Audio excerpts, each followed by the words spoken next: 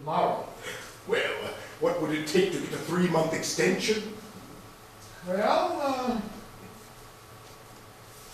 perhaps a discreet counter-signature by your future son-in-law? Ah, the old miser!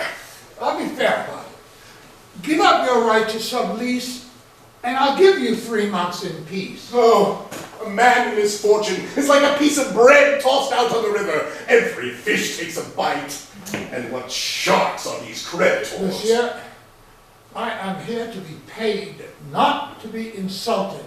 There are those who consider a debt worse than a crime. For a crime, they throw you in prison. But for a debt, they throw you in the street. I am in your debt, monsieur. And so I am at your mercy. Consider my position. I don't want to act in this manner. I don't enjoy pursuing people. Oh, well, next you will ask me to thank you. Not one of my creditors understands how much I struggle to pay him. You mean how you struggle with your investments? Yes, of course. And where would I be if I couldn't maintain my rights on the stock exchange? I'd lose my credit. Let us conclude this little piece of business. Yes, but not in front of my servant. I already have more than enough difficulty at home. Let's go to your office. I'll have that apartment back in 3 months. Il a beau nager, il se noie bas, ce pauvre monsieur Mercadet. Quoiqu'il y ait bien des profits chez le maître embarrassé, comme il me doit 1 année de gage, il est temps de se faire mettre à la porte. Aujourd'hui, la déconsidération du maître tombe sur les domestiques. Je suis forcé de payer tout ce que j'achète. C'est gênant. Est-ce que ça ira longtemps comme ça ici, monsieur Justin? J'ai déjà servi dans toutes les maisons belges mais tous les poissons vous pareil à celle-ci. Je vais laisser les fourneaux me présenter un théâtre pour y jouer l'après-midi. Nous ne faisons pas autre chose ici. Tantôt, il faut prendre un air étonné, comme si l'on tombait de la lune quand un créancier se présente ici. Comment, monsieur? Vous savez pas? Non. Mais monsieur Mercadet est parti pour Lyon. Il est allé? Oui, pour une affaire superbe. Il a découvert des mines de charbon de terre. Oh, tant mieux, quand revient-il? Mais nous l'ignorons. Tantôt, il faut me composer comme si j'avais perdu ce que j'ai de plus cher au monde. Son argent. Monsieur et sa fille sont dans un bien grand chagrin. Madame Mercadet, pauvre dame, il paraît que nous allons la perdre. Ils l'ont compris aux autres. Moi, je n'ai qu'une manière. Vous demandez monsieur Mercadet? Oui, mademoiselle. Il n'y est pas. Il n'y est pas? Non. Mais si monsieur vient pour mademoiselle, elle est seule et il se sauve. Pauvre mademoiselle Julie, si elle était belle, on en ferait quelque chose. C'est qu'il y a des créanciers qui vous parlent, comme si nous étions les maîtres. Mais que belle est contente parce que les créanciers. Je les vois tous ne jamais se laisser d'aller, venir, goûter messieurs, et rester des heures entières à l'écouter. Alors, femmes au métier, ils sont tous riches. Et ils ont cependant donné leur argent à monsieur qui ne le rend pas. C'est volé sang. Oh, un projet n'est pas volé, Virginie. Le bon n'est pas fragmentaire. Écoutez, je prends de l'argent dans votre sac. À votre insu, vous êtes volé. Mais si je vous dis, Virginie, j'ai besoin de 100 sous, prêtez-les-moi. Vous me les donnez, je ne vous les rends pas, je suis donné. Je vous les rendrai plus tard et vous devenez ma créancière. Comprenez-vous la différence? Non. Si je n'ai mon argent, ni d'une manière, ni d'une autre, que m'importe. Mes gages me sont dus. Je vais demander mon compteur régler mon niveau de dépenses. C'est que les fournisseurs ne veulent rien plus donner sans argent et donc je ne prête pas le mien. J'ai déjà dit 2 ou 3 insolences à madame. Elle n'a pas eu l'air de les entendre. Demandons nos gages. Mais ceux-là, des bourgeois. Les bourgeois, c'est des gens qui dépensent beaucoup pour leur Qui cuisine. s'attachent à leur domestique. Qui leur laisse en piéger. Bien dit la Picarde. Eh bien, moi, je ne m'en irai pas d'ici. Je veux savoir comment ça se finira, car ça m'amuse. Je lis les lettres de mademoiselle, je tourmente son amoureux, ce petit minard qu'il va sans doute épouser. Elle en aura dit quelque chose à son père. Elle a commandé des robes, des bonnets, des chapeaux, enfin des toilettes pour madame et pour sa fille. Puis, hier, les marchands n'ont rien voulu livrer. Mais s'il y a un mariage, nous aurons tous les gratifications. Il faut rester juste au lendemain des noces. Mais croyez-vous que ce soit ce petit teneur de livre qui ne gagne pas plus de 1800 francs? que M. Mercadet m'aurait grâce à fille. J'en suis sûre. Il s'avère, madame qui sort tous les soirs sans sa fille, ne se doute pas de cette intrigue. Le petit minard vient dès que mademoiselle est seule. Et comme ils ne m'ont pas mise dans la confidence, j'entre, je les dérange, je les écoute. Oh, elles sont bien sages. Mademoiselle, comme toutes les demoiselles un peu laides, peut être sûre d'être aimée par elle-même. Elle travaille à sa peinture sur porcelaine pendant que le petit prend l'air de lui lire des romans. Mais c'est le même depuis 3 mois. Mademoiselle en équipe le soir pour dire à sa mère: Madame, Monsieur Minard est venu pour vous voir, je l'ai reçu. Je voudrais savoir ce que disent les bourgeois en affaires faisant la cour. Des bêtises. Oh, elle ne parle que de l'idéal. Tenez, j'ai là une de ces lettres que j'ai copiées pour savoir si ça pourrait me servir. Laissez-moi dans ça. Mon ange. Mon ange. Quand on vous prend la taille en disant mon ange, c'est très gentil. Mon ange, oui, je vous aime, mais aimez-vous un pauvre être déshérité comme je le suis? Vous m'aimeriez si vous pouviez savoir ce qu'il y a de l'amour dans l'âme d'un jeune homme jusqu'à présent dédaigné. J'ai lu hier sur votre front des lumineuses espérances. Mais on ne va pas faire, on ne sait pas ça. Est-ce que l'amour pérégline? Il va droit au fait, l'amour. Tenez, parlez-moi d'une lettre que j'ai reçue d'un joli jeune homme. Quelqu'un étudiant du quartier latin. C'est net et on ne peut pas s'en fâcher. Je le sais par cœur. Femme charmante. Ça va bien, hein? Oui. Femme charmante. Accordez-moi un rendez-vous, je vous en conjure. En pareil cas, on dit qu'on a 1000 choses à dire. Moi, je n'ai qu'une, mais que je vous dirai 1000 fois, si vous ne voulez pas m'arrêter à la première. C'était signé Hippolyte. Eh bien, a-t-il parlé? L'avez-vous arrêté? Je ne l'ai jamais revu. Il m'a rencontré à la chaumière, il a reçu qui j'étais, et l'homme ici a rugi de mon tablier. Eh bien, écoutez ce que le père Grumeau vient de me dire. Hier, pendant que nous faisions nos commissions, il est venu 2 beaux jeunes gens en cabriolet. Le groom m'a dit au père Grumeau que l'un de ces messieurs allait épouser mademoiselle Mercadet. Or, il avait donné 100 francs au père Grumeau. 100 francs? Pas promis, donné, en argent. Et il lui a fait le bec si bien que le père Grumeau a eu l'air de laisser tirer les terres du nez en expliquant au groom que M. Mercadet était si riche qu'il ne connaissait pas lui-même sa fortune. Si ça fait des 2 gens jaunes, les gilets de soie de fleurs, leur cabriolet réunissait comme du Satan. Leur cheval avait des roses là, il était tenu par un enfant de 8 ans. Blond, frisé, les bords à travers, un air de souris qui rouge, les dentelles. Un humour plus long, j'ai vu son qui jurait comme un sapeur. Et ce beau jeune homme qui a tout cela, les gros diamants dans sa cravate, et puis ça fait mademoiselle Mercadet. Alors toi? Mademoiselle qui a une figure d'héritière sans héritage. Abondance. Elle chante bien. Quelquefois, je l'écoute. Elle me fait plaisir. J'aimerais savoir chanter comme elle. La fortune, ma fortune. Vous ne connaissez pas M. Mercadet. Moi, qui suis chez lui depuis 6 ans et qui le vois depuis sa dégrignolade aux prises avec ses créanciers, je le crois capable de tout. Même de devenir riche. Tantôt, je me disais, le voilà perdu, les affiches jaunes fleurissaient à la porte, il avait des rames de papier timbré que j'en vendais sans qu'il en aperçût. Il rebondissait, il triomphait. Et quelles inventions! Vous ne lisez pas les journaux, vous autres. C'était du nouveau tous les jours. Du poids, un pavé, des pavés pilés en soie, des bûchers, du moulin, enfin, jusqu'au blanchissage mis en action. C'était du propre. Par exemple, je ne sais pas par où c'est qu'elle s'est trouvée. Il a beau l'emplir, ça se vide comme un verre. Un jour, monsieur se couche abattu, le lendemain, il se réveille millionnaire. Quand il a dormi, il travaille effrayé, il chiffre, il calcule. Il écrit des prospectus qui sont comme des pièges à loup. Il s'y prend toujours des actionnaires, mais il a beau lancer les affaires. Il a toujours des créanciers. Il les promène, il les retourne. Quelquefois, je les ai vus arrivant et vont tout emporter. Le faire mettre en prison. Ils leur parlent, et bien ils finissent par rire ensemble, et ils sortent les meilleurs amis du monde. Les créanciers ont débuté par des cris de parents, par des mots plus que durs, et terminent par des bons chers Mercadet, des poignées de main.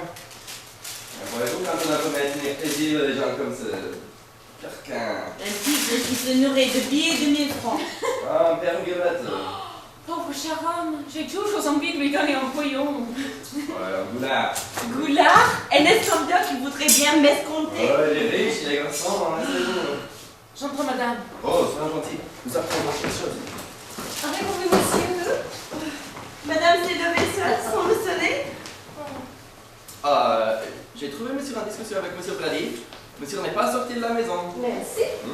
Madame est sans doute chagrine de ce qu'on a refusé de livrer les commandes.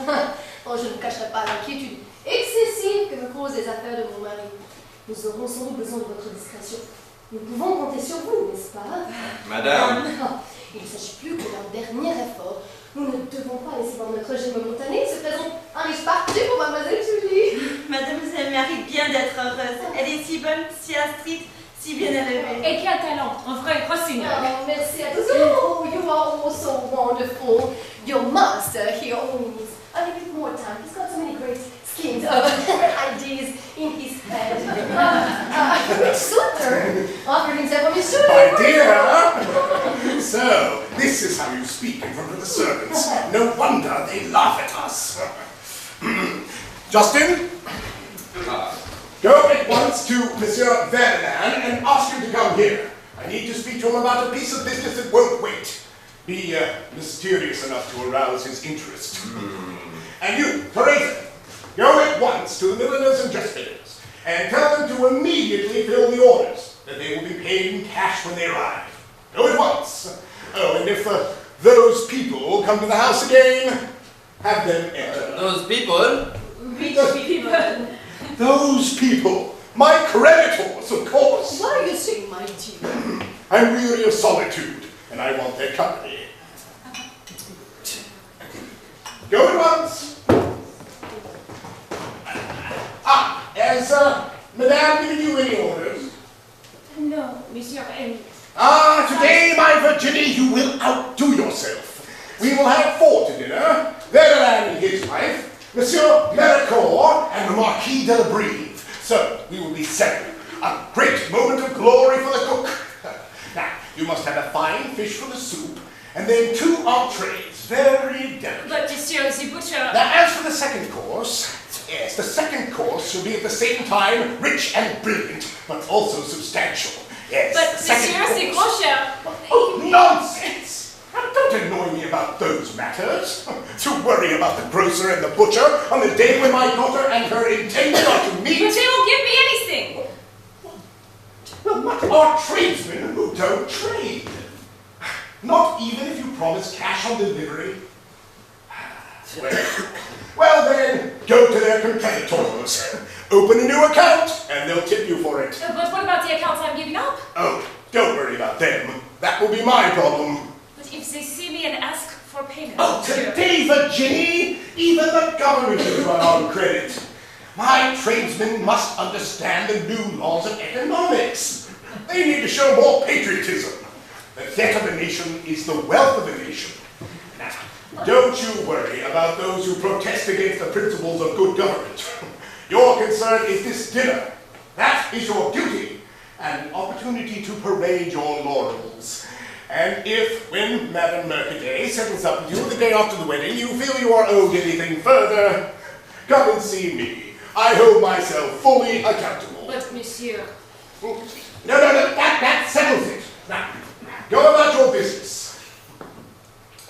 Anything owed to you will be paid at 10% interest biannually. That's better than the banks will give you. You're right, sir, monsieur. They only give 3% annually. Of course. Why put your money in the hands of strangers? When you get the opportunity to invest in these progressive new accounts, grab it. 10% every 6 months.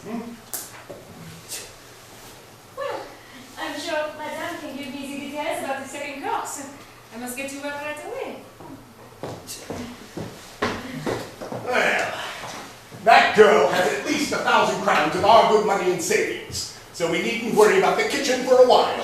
How can you promise such a thing? Oh, these are mere petty details. Don't bother about the means to an end. You try to control the servants with kindness, but you will learn it is sometimes necessary to command and compel, like Napoleon. How can you order them about when you don't even pay them? Well, at times we must pay with confidence. Sometimes we can obtain much more with affection. Affection? Oh, you know so little about the age in which we live. Today, madam, wealth is everything. Family is nothing. No families, only individuals. We live in a time of high moral values. The future depends on public wealth, and wealth means credit. If a young girl desires a dowry, she applies not to her father, but to the financial institutions. Even the income of our officials, of the king himself, comes from an insurance company. Why, the wife depends not on her husband, but on the banks and credit unions. Everything through a third party. It's a new form of slavery. All our interests are laid out in banknotes. Why, even servants are not loyal to their masters unless you hold back their wages. Oh, darling, you were always so honorable, such an upstanding citizen. Sometimes you say things. Oh, and what is said should be done. Is this what you mean? Well, of course you are right. I will do it. This represents modern honor. You know why all the great dramas have villains for heroes? Because the audience thinks, guilty though I am, at least I'm not as bad as he. Well, as for me, I have an excuse. I bear the burden of my partner's crime, of Godot, who absconded, carrying with him the cash box of the house. But what disgrace is there in debt? What man does not owe his life to his father? He can never repay that debt. The earth is bankrupt to the sun. Life, madam, is a perpetual loan. Am I not, in fact, superior to my creditors? I have their money, while they live in expectation of mine. Yes, a man who owes nothing is thought about by no one, while my creditors take a keen interest in me. Too high an interest to owe and pay is bad enough, but to borrow without any prospects of returning is just... Oh, you feel great compassion for my creditors. But you must remember that our indebtedness springs from... their confidence in us. No, from their greed of gain. The speculator and the broker are one and the same. Each desires sudden wealth. Have I not done a favor to my creditors? They all expect to gain from me. I should be unhappy without the thought that they are selfish and avaricious. But you will see how I make each of them play out this little comedy. You are actually admitting them? That I should meet them as I should. I am at the end of my resources. The time has come for a masterstroke.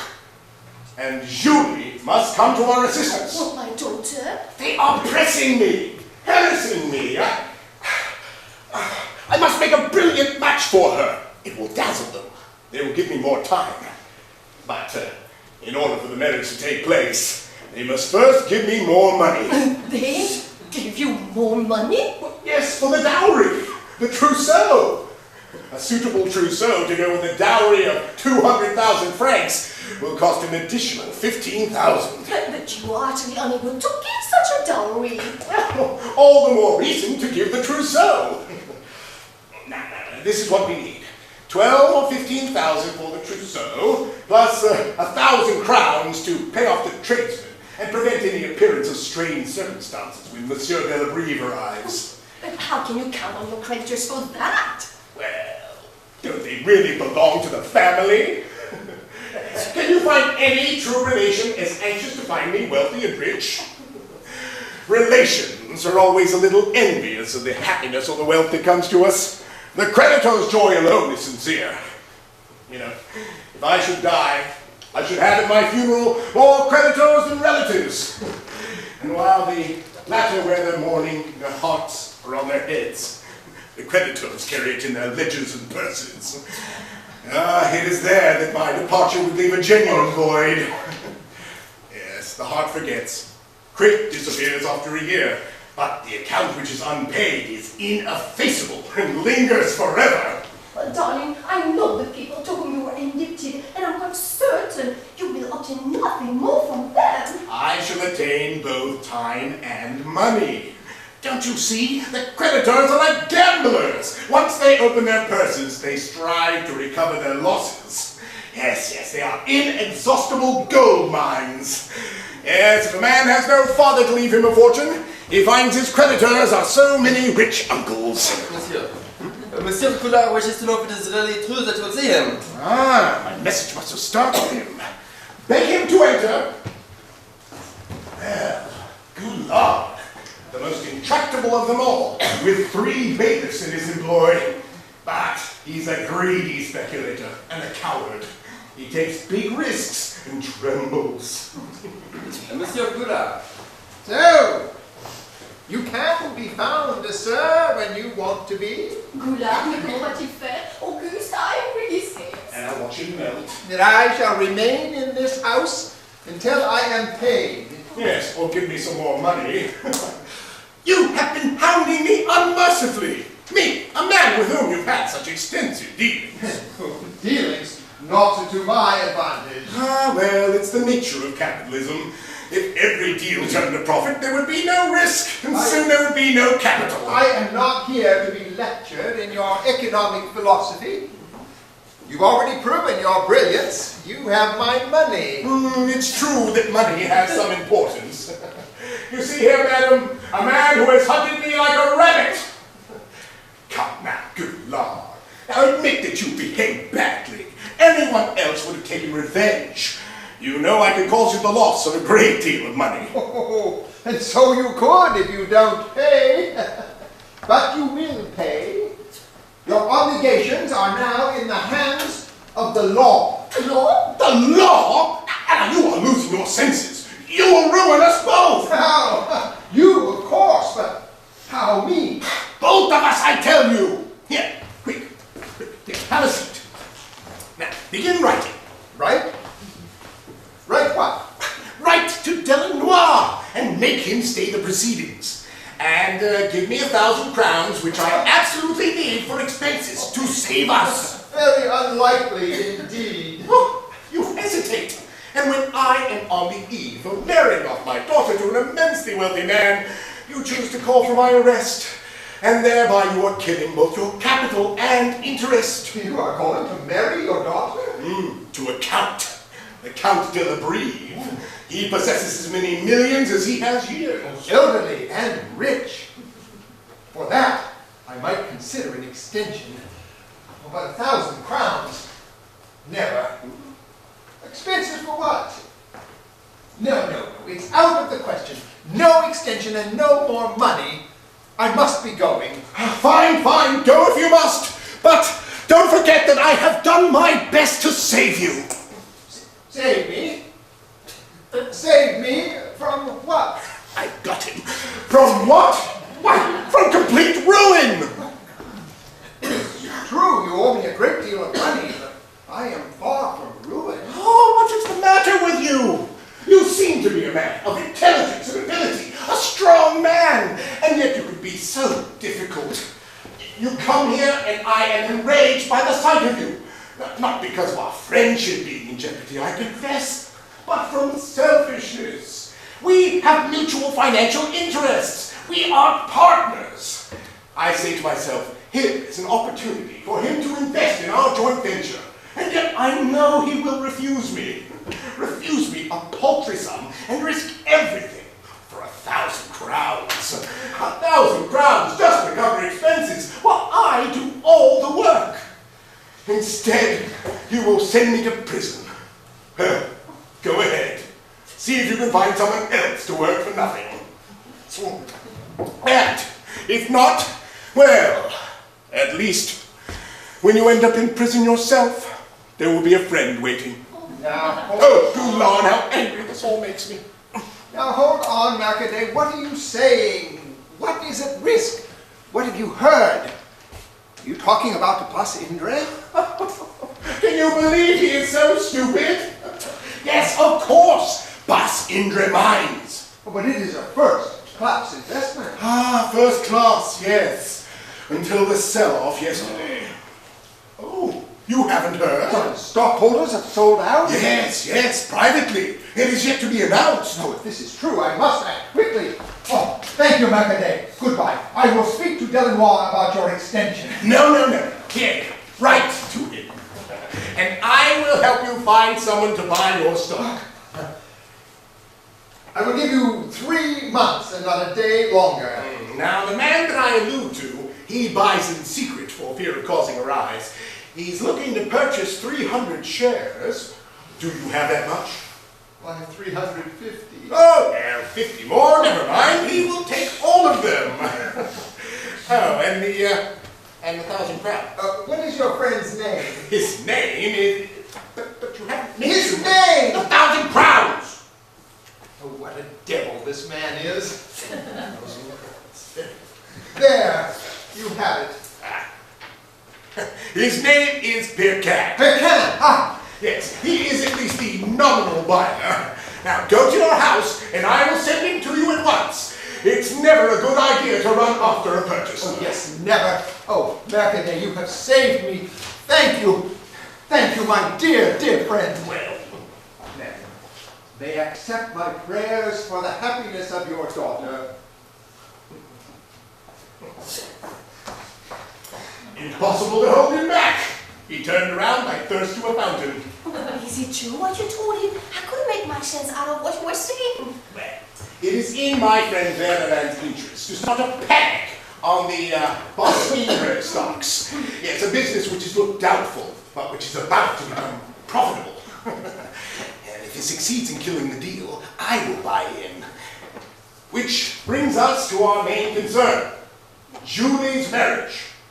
Yes, I must get a business partner out of this match. Well, if you had me as your accountant, you would already have your 30,000 francs for the rent, my dear. Oh, the day I would have only 30,000 for rent, I would be ruined. Now, don't you see? If we were buried in some province, as you would like, with a little left over from what we were forced to borrow because of that monster Godot, where would we be? Now, don't you see that Mercadet, who is acting as your chevalier, will help disencumber us of Julie? The poor child is not our strongest asset. There are men who find something pretty about her. And many more who find the rest of her quite plain. Oh, Julie is loving. But then I am not Monsieur Delabrie. And I know my role as a father, so be it. But I do have some concern about the sudden passion of this young man, and would like to know what he sees in her. Well, Julie has a lovely voice. She's a musician. Perhaps he's one of those brainless dilettantes. I know he goes to the Italian comedies. Oh, Julie is very well educated. She reads romance novels, which means she's light-headed and impractical. Now, I hope that she, in spite of her reading, understands that marriage is a business. Now, we've been too easy on her these past 2 years. She hasn't done a thing. Oh, the poor child. Well, she understands the nature of our position. She developed a talent for painting on porcelain, perhaps even to support herself. Now, you haven't fulfilled your obligations to her. She needs to look pretty. Oh, she's better than pretty. She's virtuous. Spiritual and virtuous. Oh, monsieur. All right, so we are agreed. You should go and get her. We should explain the importance of this dinner to her so she will receive Monsieur Delabrie properly. Well, the problems with our vendors have prevented me from talking with her. I will go get her. She's awake. She got up early to paint. Julie! Julie! Julie! Mon enfant, votre belle et moi avons vous parler d'un sujet toujours agréable pour une jeune fille. Il se présente à vous un parti. Tu vas peut-être te marier, mon enfant. Peut-être, mais cela doit être sûr. Young women with a marriage prospect should never doubt a thing. Monsieur Minard has spoken to you, father. Minard? Madam, did you expect to find a Monsieur Minard reigning in the heart of your daughter?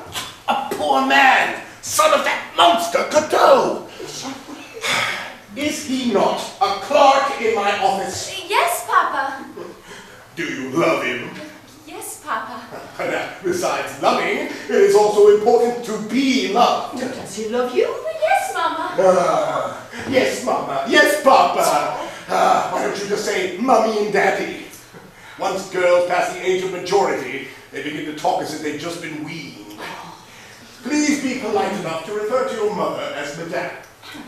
Yes, Monsieur. Oh, now, you may call me Father. I shan't be annoyed at that. Now, what proof do you have that he loves you? Oh, the best proof of all. Father, he wishes to marry me.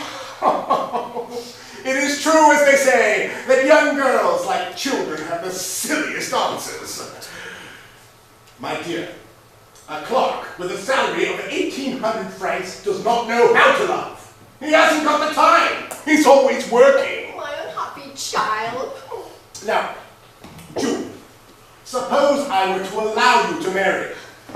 Now, think about it. You haven't got a single sou and you know it. Now, what would come of you within a week of your marriage? Have you thought of it? Yes, Father. She's being irrational. She's in love. Tell me all about it, Jude. I am not now your father, but your confidant. I am listening. We shall love one another. Ah, yes. But will Cupid shoot you banknotes with his arrows? Oh, Papa. We shall rent a small apartment on the 4th floor, if necessary, at the edge of the faubourg. And, if necessary, I shall be his housemaid. I will work for him while he is working for me. I will relieve his anxieties and shield him from the details of our poverty. I will keep the house spotlessly clean, even elegant. You shall see. After all, elegance depends upon simplicity, does it not? I will earn my keep from the sale of my paintings and cost him nothing. I should even be able to contribute to the expenses of our living. And we will have our love to pass us through the days of hardship. Adolphe is ambitious, like all men with a lofty soul, like the most successful of men. Success is within reach of a poor bachelor, but a married man exhausts himself and runs after money like a dog after a carriage. But Papa, Adolphe has a strong will. I expect to see him someday as a minister, perhaps. Ah, these days, who doesn't have hope of someday becoming a government minister? A man leaves college and thinks of himself as a great poet or orator. Do you know what your Adolphe will really become? A father with several children, exhausted to the core, who will end up in Defoe's prison. You are thinking about romance, not reality. And I suppose your friend Adolphe thinks we're rich. He's never spoken to me about money. Oh, of course not. I can understand that. Julie, write to him at once and tell him to come and see you. Oh, dear Papa. And then you must marry Monsieur Delabrieve. Instead of living on the 4th floor in the suburbs, you will have a fine house in the Chaussée d'Antin. And instead of being the wife of a minister, you may one day be wife of a peer of France. I'm sorry, my daughter, that I can do nothing more for you. Remember, you will have no choice in the matter. Young Menard is going to give you up. He would never do that, Papa. He will win your heart. Oh, my dear, suppose he loves her. He is deceiving her. I wouldn't mind always being in a state of this kind of deception. Oh, someone is ringing and we have no one to open the door. Ah, that's all right. Let them ring. Oh, I'm always thinking it might be Godot returning. Perhaps it is he. Godot? After 8 years with no news, you are still attending Godot? He's probably hanging off a yardarm on some frigate. After 8 years with no news, you still hope for Godot? You are like those old soldiers who are waiting for the return of Napoleon. Oh, here they go again. Julie, please go and see who it is. Tell them your mother and I have gone out. And if he's shameless enough to demand to be admitted, he must be a creditor, in which case, show him in. This love she speaks of, and seems to her so sincere, disturbs me greatly. Oh, you women are all so romantic. But the first love can be very powerful. Pierre Quin, father? A creditor and a usurer, vile and violent soul, who humors me because he thinks I am rich. Wild beast, only half tamed, cowed by my audacity. If I show fear, he will devour me. Well, come in, my dear Beckham, come in. My congratulations to you all. I hear that you are making a grand marriage for your daughter. The news has already gone abroad. Mademoiselle is to marry a millionaire. Oh, a millionaire? No. He has 900,000 at most. This magnificent prospect will quiet a lot of impatience. Story Godot was wearing thin, even myself. You two were thinking of having me arrested. Arrested? Now you listen to me. You have had over 2 years, and I never before let a bond go over so long.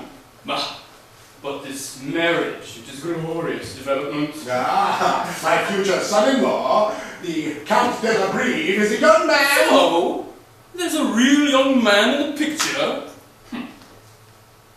How much are you paying him? What insolence! Now, any more of this kind of an accusation, and I shall be required to demand a settlement of our accounts. And my dear cat, you will lose a great deal at the rate you sold that money to me. Why, the loss in interest alone, refinanced at today's rates, would value more than a farm in Beauce. Refinance? Sir, there has been no question. Oh, now, I shall soon be so rich that I will no longer endure being mocked by anyone. Not even a long-standing creditor. What do you mean by Oh, and not another word, or I will pay you. Come into my private office, and we'll speak about the matter about which I asked you to come. Oh, and I have some news, an excellent opportunity. As you wish, sir, but it better be good. Madame, nous avons exécuté les ordres de monsieur. Mon dîner c'est encore prêt. Et les fournisseurs aussi, mon dîner. Quant à monsieur Verdelin, What did my friend Bernard say? he would be here any minute. He was coming by anyway to bring some money to monsieur Brady, the owner of this building. Pratif is a millionaire. Please take care that Bernard comes up to see me before he goes up to see him. Oh, and Teresa, how did it go with the milliners and dressmakers? Sir, as soon as I promised payment on delivery, I was greeted with smiles. Good. And we shall have a fine dinner. You will compliment me, sir, when you taste it. And the grocer and the butcher. 08, as always.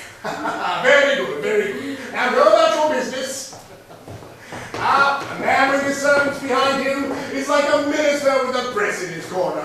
And Pierre Quin? I got the extension. That's the best of it. And he took those old quitclaim deeds from me in exchange for 47,000 francs in notes owed by a man named Michelin. He's allegedly a gentleman broker, not especially solvent, who may be a crook, but he has a very rich aunt in Bordeaux. Monsieur de la Brive is from that district. I'll ask him if there's any value in it. Anyway, the deeds were worthless. And I alerted Mercadet to the panic on the mines. He will go and see Goulard. And when the tradesmen arrived, expected to be paid. I will be here to receive them. Now, leave me for a moment, please. I need a moment by myself.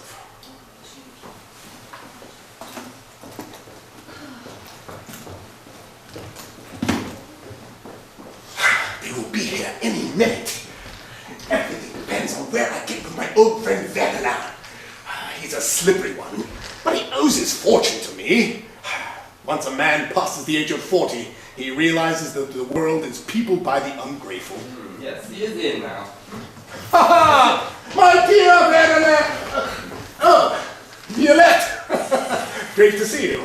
This is the 11th call within a week, and acute necessity forced me to wait for you 3 hours in the street. I heard you were in the country, and now, finally, I find you at home. Yes. Oh, dear old Violette. We both had some bad luck, and both of us with families. We have pawned everything possible. Yes, and so have we. The misfortune of one does not cure the misfortune of another. And it seems you have everything you need, whereas we are without bread. I'm not here to reproach you. I know you are to succeed for me. And still, kind words butter no parsnips. Therefore, I must implore you to give me something on this account. You will save the life of an entire family. My dear Violette, this grieves me deeply. Within reason, I will see what I can do for you. I have scarcely 100 francs in the house, and even that is my daughter's money.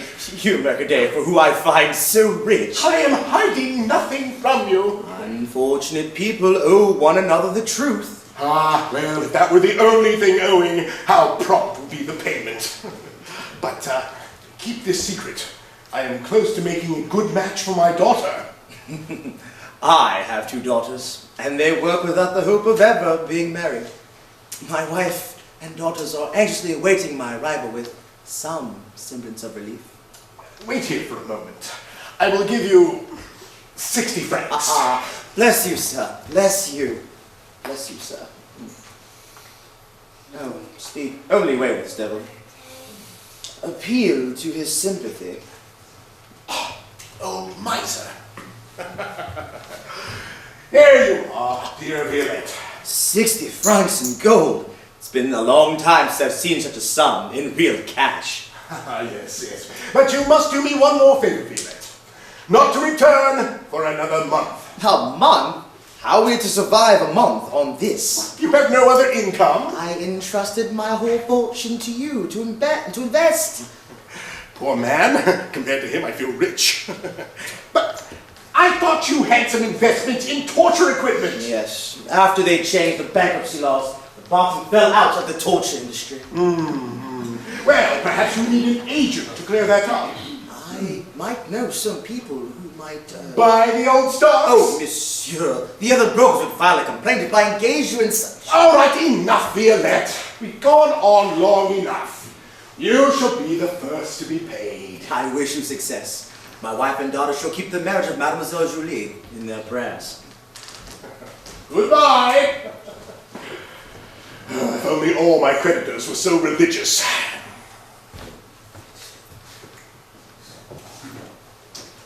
Monsieur Balzac. Is it really him? I must be sure who is announced. If it is really Verlaine, show him in immediately. Verlaine. He has had good fortune. But he too carries a burden. Each of us has our Godot, our false Columbus. But in the end, it's my hope that my Godot will bring me more money than he has taken. If I could just buy some time. Bonjour, my dear Mercadet. What is going on? Tell me quickly. I am on my way upstairs to see Redif. Oh, he can wait. And why are you going to see a man like Redif? My dear friend, if people only visited those they esteemed, they would soon make no visit at all. A man wouldn't even get into his own house. So, what do you want? Well, without a chance to coat the bill, you probably have already guessed. My dear Mercadet, I have nothing. But quite frankly, even if I did, I couldn't give you any money. I have already loaned you all my means permit. I have never demanded repayment, for I am your friend as well as your creditor. But quite frankly, everything has its limits. Well, friendship has a limit, that's certain. But not misfortune. Oh, if I could save you altogether, cancel your debt entirely, I would do so in a flash. With all my heart. For I admire your courage. You, wonder. Your latest schemes carefully enacted have collapsed. You have damaged your credibility. You are now seen as a dangerous man. You prefer to take advantage of momentary success. When you are completely done for, you will always find me at my house. It is my duty as your friend to tell you these plain truths. Well, what would be the advantage of friendship without the pleasure of being right in relation to someone who is wrong? Of being comfortable when the other is in difficulty, and of puffing ourselves up at the expense of our friend? So, is that bad? I'm thought of as a broken man. Do not go that far. You still pass for honest, but it is said you have a ennemi and hungry look. In relation to the look of luckier men! Oh, the image of success! Oh, how many outrageous acts make up success? Well, you will learn that yourself soon enough. Why, just this morning, I started a run on the mines of Bas Indra so that you may gain control before the favorable engineers report is made public. Oh, Mercadet, can this be true? Oh, what genius! Well, I tell you this to assure you that I have no need of advice or moralizing, merely of money. Now, I do not ask for myself, but for my daughter Julie. I'm about to make a brilliant marriage for her, and I find myself thrown into a momentary destitution. What unfortunate timing. And unless I can pay cash for certain necessary expenses, this marriage must be called off. Now, there, man. This will never happen again, for I only have one daughter. Must I confess it? We are destitute. Vous m'en jouez tant de comédie. Je ne sais pas si sa fille se marie. Who would marry her? Oh, this very day I have to give a dinner for my future son-in-law, and I haven't even my dinner service in the house. It is, well, you know where it is. Now, I not only need 1,000 crowns, but I also hope that you will lend me your plates and come here to dinner tonight with your wife. 1,000 crowns?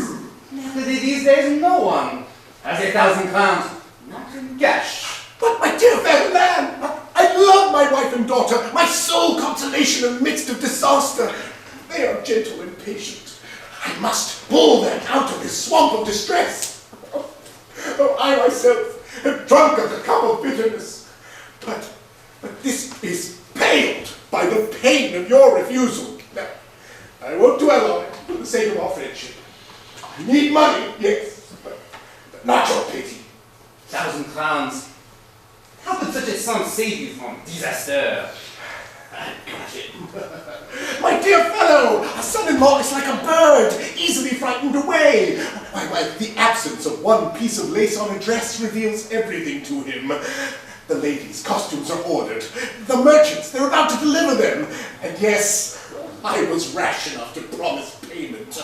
I was counting on you. There, man, 1,000 crowns won't kill you. You bring in over 60,000 francs a year. And the life of a young girl is at stake. Julie, a girl you are fond of.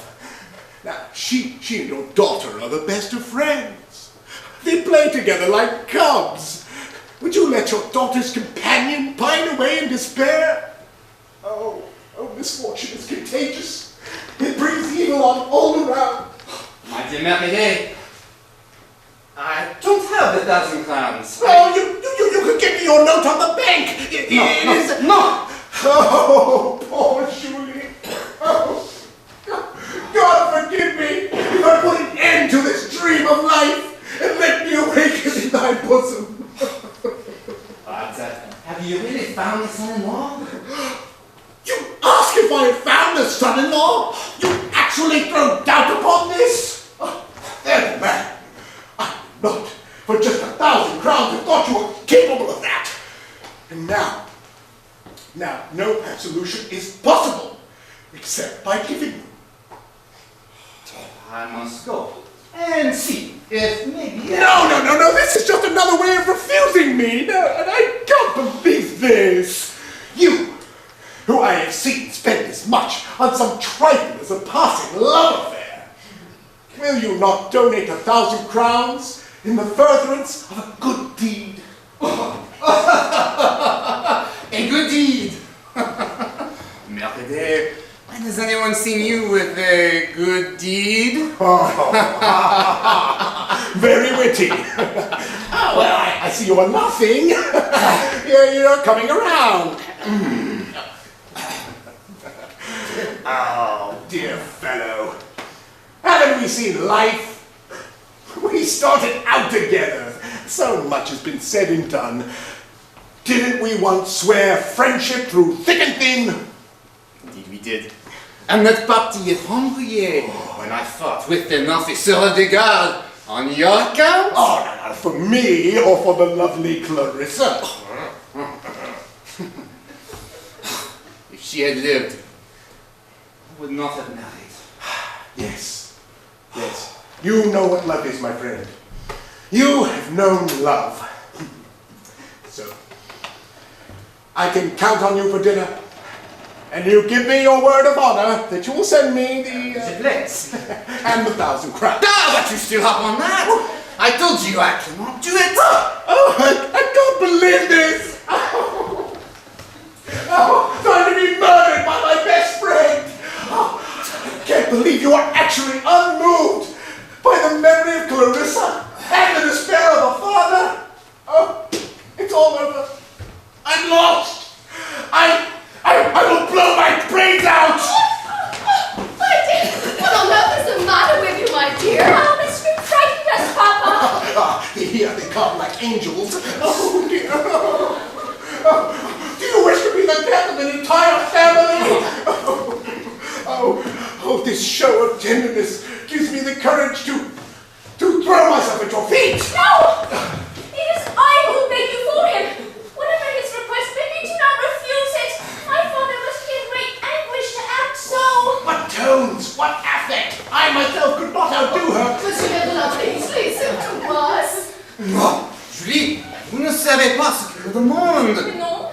1000 écus pour pouvoir vous marier. Then forget, sir, all I have said to you. I do not wish for a marriage which has been purchased by the humiliation of a father. She's magnificent. I will do it once. And get the money for you. Oh, Father, why didn't I know? You have saved us.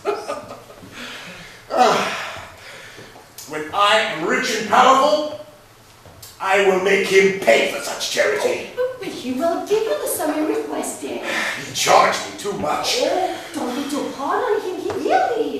Yes, because of Julie's outcry, not because of my begging. Oh, my dear, he has taken more than 1,000 crowns in humiliation.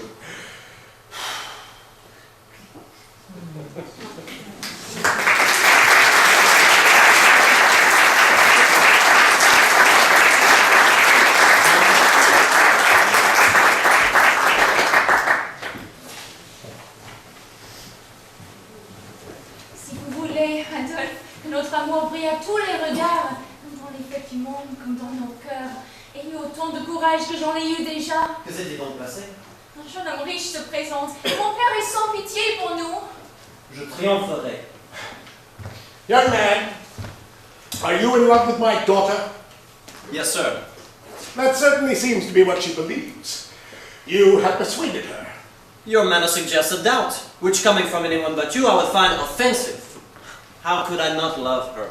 Abandoned by my parents, with no protection other than Monsieur Duval, who has served me as a father for 9 years. Your daughter, sir, is the only one who has given me happiness and affection. Mademoiselle Julie is both a sister and a friend.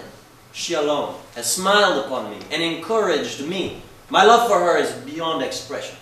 Father, should I remain? Endure it as long as you can. Like many old men, I am skeptical of young lovers, especially since, although her father, I am not blinded by paternal affection. I see Julie exactly as she is. Although not exactly plain, she's not a dazzling beauty. In fact, she's quite ordinary looking. You're mistaken. Sir, I believe you do not see her correctly.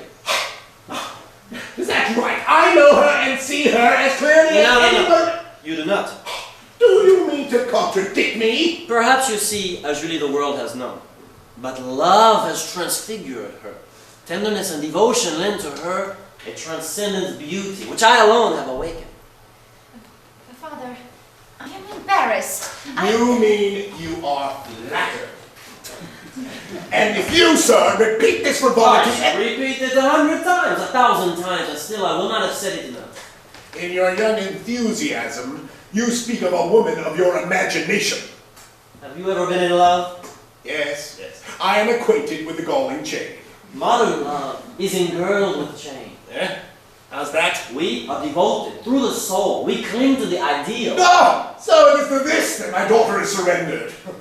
Is it not enough to bar up against the whims of fate, but to be held in measure against an ideal? The soul can slip through the fingers. The ideal is reached through sharp eyes and small steps. The soul struggles to hold on. Overcome. Now, your ancestors, under the empire, called out to one another. Liberty, fraternity, love. Yes, but not blindfolded, my son. True love comes in its own time. Pure love, free and unconstrained, lends charm to every hour of the day. Every hour. Except the dinner hour. Father, please don't ridicule the love between your children, true and pure in its passion, founded on a knowledge of character, on the certitude of a mutual ardor in conquering life's difficulties. In a word, children who will cherish sincere affection for you. She's an angel. Yes. Yes, it's true. So, you are sure of this love? Wonderful, then. And you desire her for your wife? Yes, sir. In spite of any obstacle? In defiance of him. Father, aren't you proud that I bring to you some son, full of lofty sentiments, endowed with courage?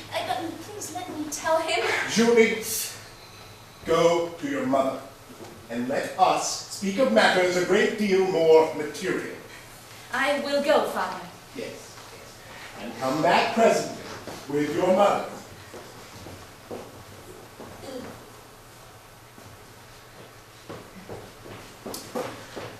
Now that we are alone, my son, we shall speak as the French. You do not love my daughter! Sir, tell me that you have a rich match in mind for your daughter, that you can only consider her welfare, and I would understand. But know this, I would not have asked for her hand before having her heart. Her heart? Now, what are you saying? With all due respect, sir, we are in love. Wonderful! It's a grand ideal! But how far has this gone? You have written to one another? Yes, we have exchanged many letters of love. And you say you are ready to overcome any obstacle? Anything. Well, then, you must know a secret about the family which you are about to enter. I feel my hopes revive. Know this, my son. I am a ruined man. What do you mean? Totally ruined. And if you wish to take Julie off my hands, you are welcome to her. She will be much better off at your home, poor as you are, than in her paternal home. Not only is she without dowry, but she is burdened with poor parents. With parents who are worse than poor. Worse? What could be worse? Yes, we are in debt. Deeply in debt. And some of these debts clamor at our door. No, it is impossible. Oh, you don't believe it? He's getting frightened. Now, my would-be son-in-law, here are the family papers, which will show you our fortune. Sir. Or misfortune. See, here is a writ of attachment to our furniture. Can it be possible? Oh, it's possible, believe me. Judgments by the score. Here is a warrant of arrest. You can see what straits we're in. Here are all the protests on my notes and judgments classed in order. For, young man, understand well, in a disordered condition, order above all is necessary. When disorder is well organized, it can be better understood and controlled. All debts are carefully entered and numbered up. Here, I modeled myself after the government. And these are still under the letter A. You haven't paid any of them. Scarcely any. You know the condition of my expenses. You're a bookkeeper in my firm. See here. The total debt is beyond 380,000. Yes, I see the total there. There is no other side to the ledger? How I shudder when I see you come here with my daughter and hear your fine protestations. Why, proposing to a girl in this condition is like inviting into wedlock a promissory note with a writ of execution. Ruin. Ruin with no resources. I thought that would get to him. So, young man, what are you going to do? First, sir, I must thank you for the frankness of your admissions. Good. And now, what of the ideal and the true love you have for my daughter? So you have opened my eyes. How could it be otherwise? I thought my love for her was boundless. But now, I see it 100 times greater. What? How's that? Well, is it not true that she will be depending on my courage and devotion? Now, she will find happiness not through my tenderness alone, but added to it my efforts, my enduring toils, my vigils. Then you are still intent on marrying her? All the more. Sir, when I thought you rich, I could not approach you without trembling, without fear of my shame for my poverty. But now, sir, it is with assurance and tranquility of mind that I ask for her hand. I must admit that this is a love exceedingly true, sincere and noble, and such as I thought impossible to find in all the world. Young man, forgive me for the opinion that I had of you. But forgive me all the more for the disappointment I am about to cause you. What do you mean? Mademoiselle Julie cannot be your wife. What's this? Not my wife? In spite of our love, in spite of all you've just confided to me? Yes, and because of all that I have confided to you. I have shown you first Mercadet, the rich man in full color. And then Mercadet, the scoundrel, the ruined man. Now, I will open up my heart to you. Please speak out, sir, and recall my great devotion, my willingness to self-sacrifice, and my unselfishness, which strives to equal my love for her. Let us grant that through night-long vigils and toils you are able to eke out a life for the two of you. But who will make a living for us, our father and mother? Sir, believe in me. What? Do you mean to work for 4 instead of 2? It's too much for you. And the bread you might give to us, you'll be stealing from the mouths of your children. Oh, how wildly you talk. And I, in spite of your generous efforts, shall fall, crushed under the weight of disgraceful ruin. Don't you see that a brilliant match for my daughter is the only means by which I would be able to discharge the enormous sums that I owe? It is only by this that I will be able to regain credibility. Through the aid of a rich son-in-law, I will be able to recoup my position and recuperate my fortune. And because of this love that you have for my daughter, it is to this very love that I make my appeal. Do not condemn her to poverty, to a life of regret over the loss and disgrace which she brought upon her father. Oh, miserable Gateau! Why have I so forsaken? But what do you ask of me? I wish that the noble affection that you have for my daughter may arm you with more courage than I myself possess. I will display such courage. If I refuse Julie to you, she will refuse the man that I destined for her. It would be better, therefore, if I were to grant your request for her hand, and that you be the one to... She would not believe it. She will believe you if you tell her that you fear poverty for her. You may think me a fortune hunter. She will be indebted to you for having secured her happiness. She will despise me. It's possible. But if I have read your heart right, your love for her is so great that you will sacrifice everything for the happiness that will bring to her life. But I hear her coming, sir, and her mother is coming with her. It is on their account that I ask this of you. Can I count on you? You can. Very good, sir. I thank you. Monsieur Verderin, I had this money in my carriage for Redis. He is not at home. It is. Oh, sack. Oh. Monsieur Verderin, you can count on a mother's gratitude. Oh, I bring this money for you, doctor. Oh, I wish I hope. I hope that you will sign. Sign for my misfortune. I told you. And what about the interest? I'm going fast. I want to oblige you. Not making business. Julie, here is your second father.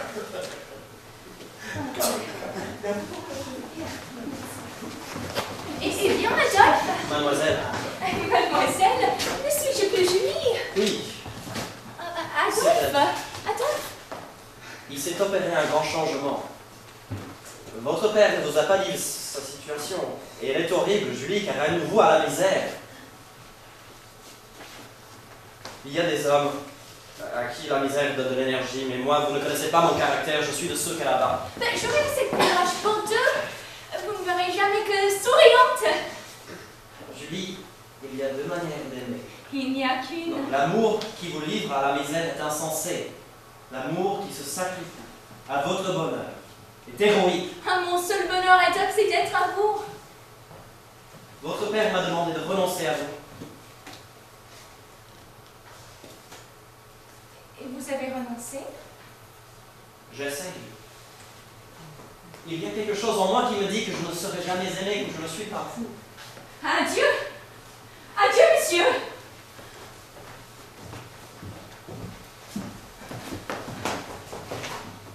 Il s'en va. Il ne se retourne point. Mon Dieu.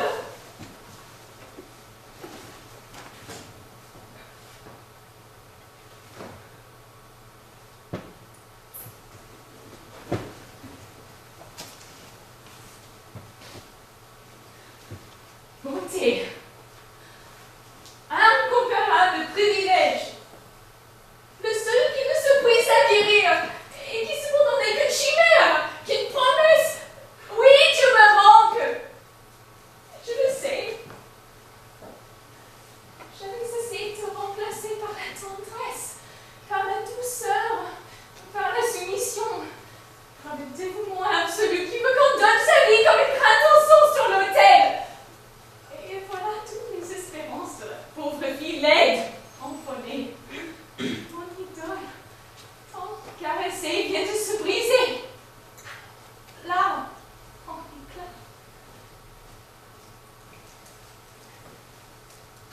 Ce mot, je suis belle, je puis charmer, accomplir ma destinée de femme, donner le bonheur, le recevoir.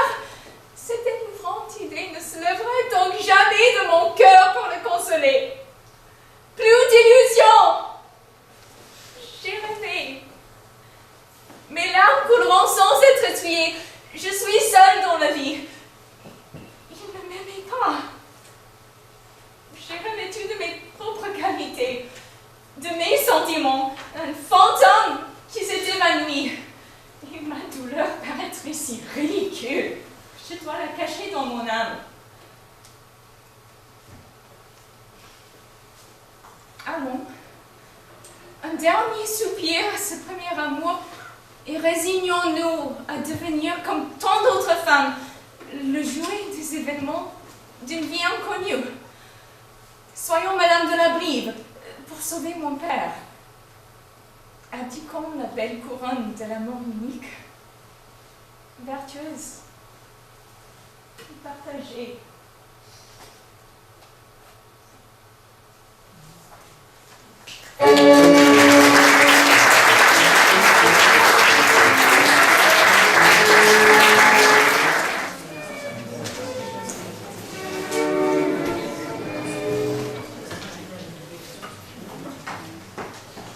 Messieurs de la Brive et de Méricourt.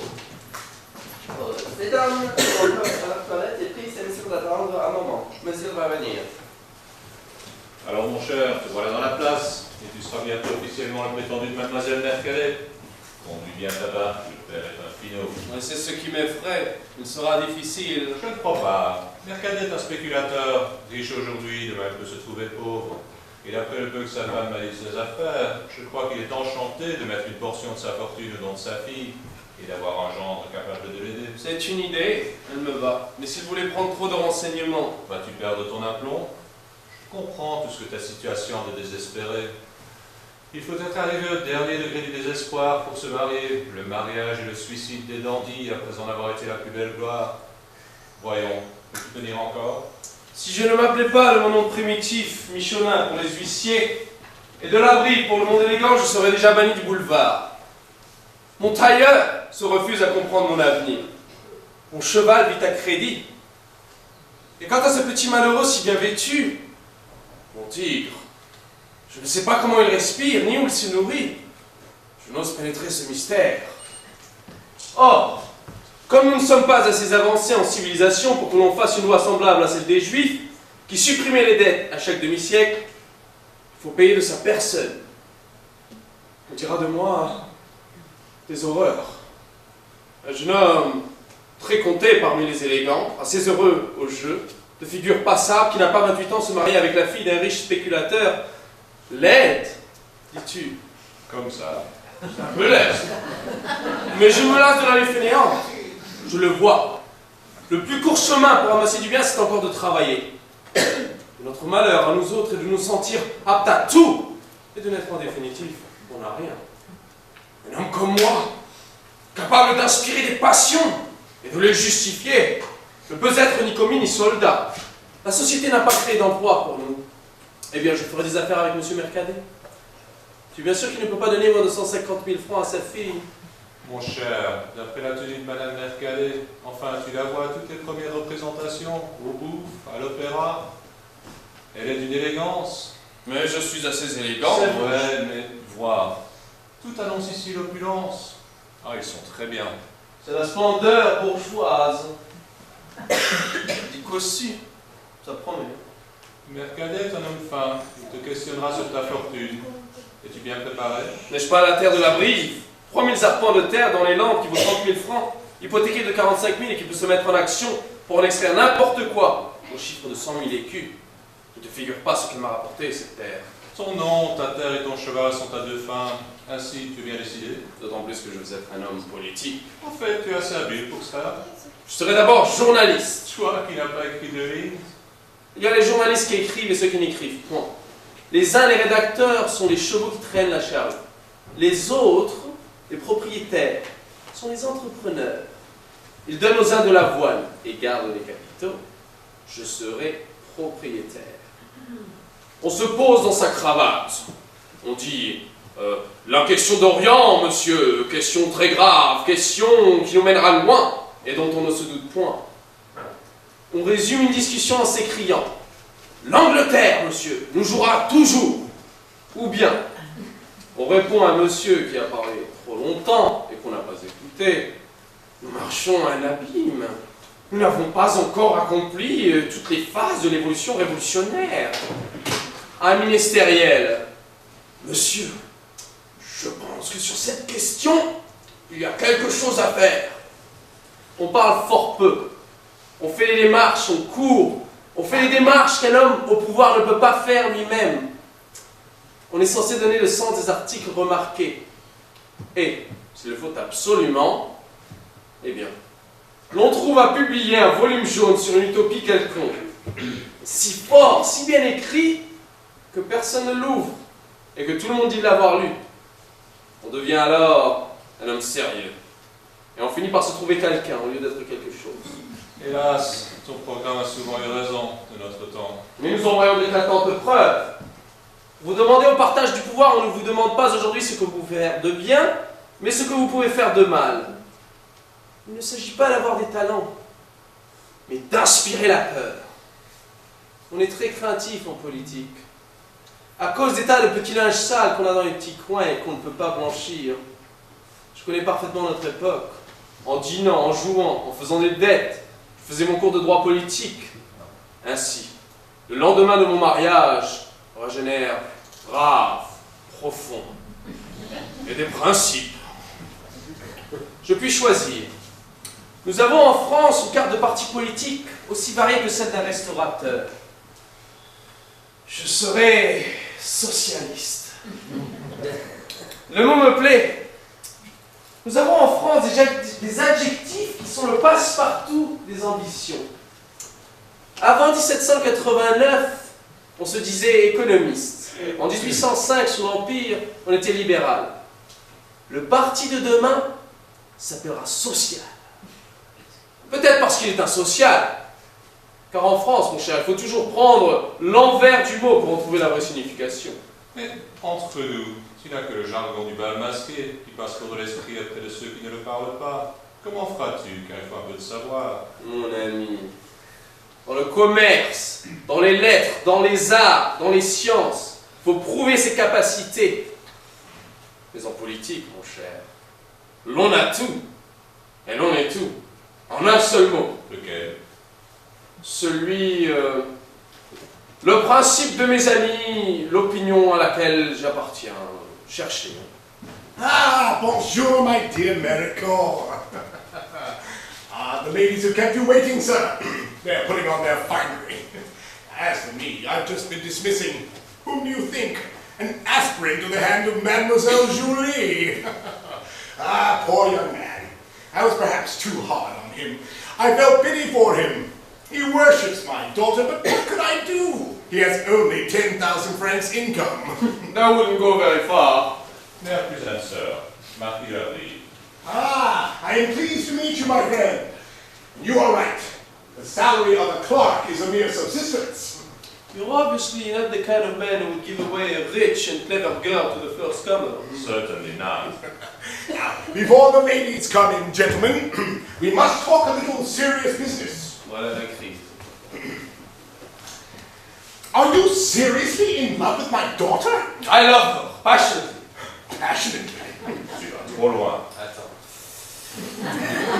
Monsieur, I saw in Mademoiselle Julie, a lady, at once distinguished, full of intelligence, possessed with charming manners, who would never be out of place in the position in which my fortune puts me. And such a wife is essential to the success of a politician. Ah, I understand. It is easy to find a beautiful woman, but it is very rare that a man who wishes to be a minister or an ambassador finds a wife. You are a man of wit, sir. May I ask your political leaning? Sir, I am a socialist. That's a new one. But now we must talk of money matters. It seems to me that the notary might attend to that. No, Monsieur Mercadet is right. We shall attend to these matters ourselves. True, sir. My whole fortune consists of my estate, which bears my name. It has been in my family for 150 years, and I hope shall never pass from us. Well, money is perhaps more valuable these days. Money is in your own hands. If a revolution breaks out, and we have had many revolutions lately, money follows us everywhere. Landed property, on the contrary, stands stock still, awaiting a fool to pay the taxes, while money dodges out of the way. But this is no real obstacle. What is the amount of your land? 3,000 acres, without a break. Oh, without a break? Did I not tell you as much? Well, I never doubted it. A chateau. Good, good. And salt marshes which can be walked as soon as the administration give permission. They would yield enormous returns. Ha ha, sir! Why have we been so late in becoming acquainted? So your land then is on the seashore? Within half a league of it. Ah, and it is situated? Near Bordeaux. Oh, you have vineyards then? No, fortunately not. No, for the disposal of the wines is troublesome, and moreover, the cultivation of the vine is exceedingly expensive. My estate was planted with pine trees by my grandfather, a man of genius who sacrificed himself to the welfare of his descendants. Besides, you have seen my furniture. Sir, one moment, please. A man of business is always careful to dot his I's. With regard to your estate and your marshes, I see a way of exploiting these marshes. The best way of utilizing them would be by forming an exploration company. There is more than 1 million in it. I quite understand that, sir. They simply need to be thrown on the market. This young man seems rather intelligent. Is your estate mortgaged? Have you any debts? You would not think much of my friend if he had no debts. The man is as good as his credit. I will be frank, sir. There is a mortgage of 45,000 on my estate. You have my consent. You are the very man I would choose for my daughter's husband. You shall be my son-in-law. Cela va trop bien. Il a une spéculation qu'il éblouit. With government protection, which can be purchased, salt pits may be established. I'm saved. Allow me to congratulate you, English fashion. You fulfill all my expectations of a son-in-law.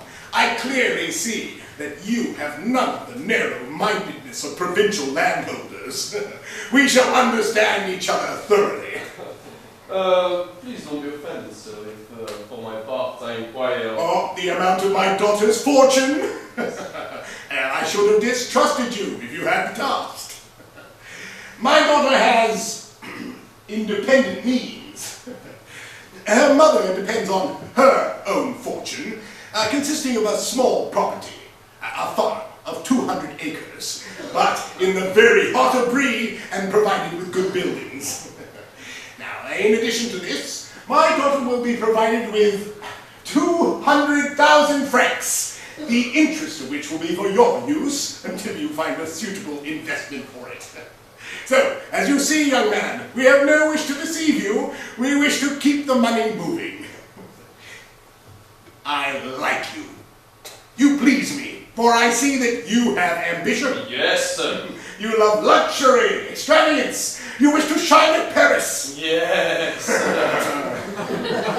You see that I am already an old man, obliged to lay the load of my ambition on some congenial co-operator, and you shall be the one to play the brilliant part. Sir, had I been obliged to take a choice between all the fathers-in-law in Paris, I should have given the preference to you. You are a man after my own heart. Allow me to congratulate you. The English fashion. This was almost too easy. Donne dans mon étang la tête la première. Non, je ne vois pas l'argent de mes dettes. Attends. My friend does not dare mention it, but he's too honest for concealment. He has a few debts. Oh, please, please. Come out with it. How much? 50,000? Very nearly as much. Yes, very nearly 50,000. A trifle. Yes, a mere trifle. Ah, this shall be a good first subject of discussion between your wife and you. Yes, yes, let her be the one to, but of course, we will pay them off in shares of the Labrie salt pits. It's so small an amount. We'll raise the capital of the salt pits 100,000 francs higher. I'm saved. Let's consider the matter settled, son-in-law. Yes, let's consider it settled, father-in-law. I'm saved. Sauvé!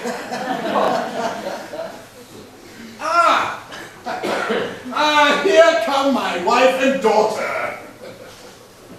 Madame, allow me to introduce my friend, Monsieur de Labrie, who regards your daughter With passionate admiration. My daughter is exactly the sort to suit a politician. Madame, allow me to place my hopes under your protection. Oh, anyone introduced by Monsieur Mérigourt would be very welcome here. And mademoiselle, allow me to hope that you will look favorably upon me. My duty is to obey my father. Outspoken from one so plain. Mademoiselle, I have been longing for the happiness of paying my respects to you. Il est bien fait, il est riche. Pourquoi me rechercherait-il? Who could be more flattered than I, sir, to find that I have attracted your attention? Fort bien. Ma mère, laissez-moi savoir si je puis être heureuse en épousant ce monsieur. Well, we hope that you and your friend Monsieur de Labrie will do us the pleasure of accepting our invitation to dine without ceremony. Yes, please, come and take a potluck with us. You must excuse our simplicity. Monsieur Mercadet. Madame Mercadet.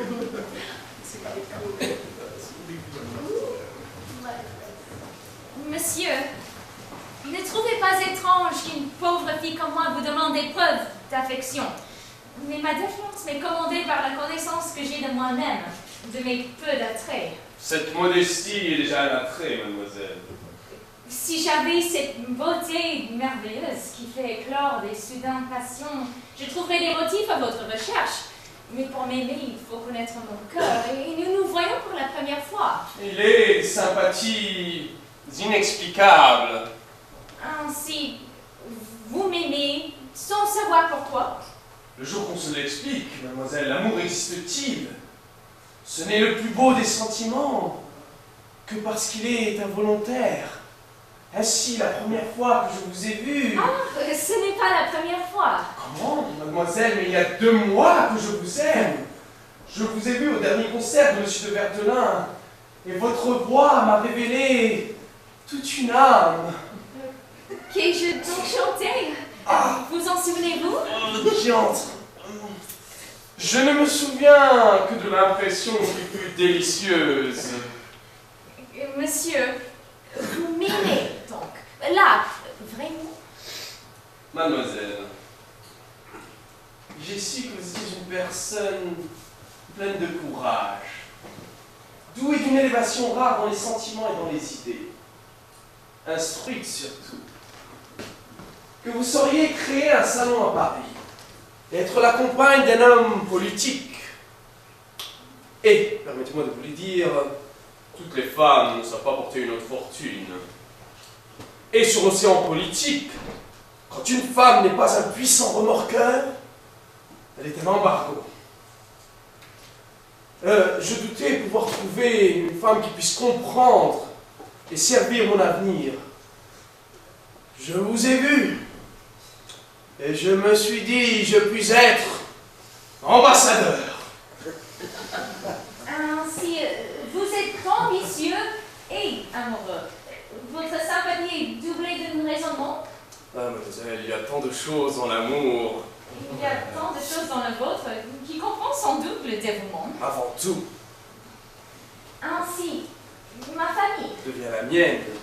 Rien ne vous arrêterait donc. Rien. Jeune homme, monsieur. Je l'ai vu. Et c'est ce qui, je vous avoue, m'a donné préoccupation sur votre jugement. Car ce petit jeune homme n'est pas du tout votre fait. Oh, vous vous trompez, monsieur. Je ne peux renoncer à lui qu'en faveur d'un grand dévouement. Eh bien, si vous sauvez mon père de la ruine, je vous aimerai. J'oublierai cet amour que je croyais éternel. Et je serai l'épouse la plus fidèle, la plus aimante. Et j'étouffe. Elle m'a fait peur. Mais elle me mène d'épreuve en épreuve, comme chez les francs-maçons. Mademoiselle, votre père et moi, nous nous sommes entendus sur toutes les questions d'intérêt. Il vous a tout dit. Tout. Vous le savez ruiner. Ruiné? Et il doit environ 300 000 francs. 300 Mademoiselle, Monsieur Pierrequin veut parler aussi de votre père. Pierrequin, ici? Mon père est par là. Mais jeune homme! Bah, and I, who, hearing that you are marrying an heiress, came to take back your letters of exchange. Monsieur Pierrequin, do you know this man? Oh, yes. Who is he?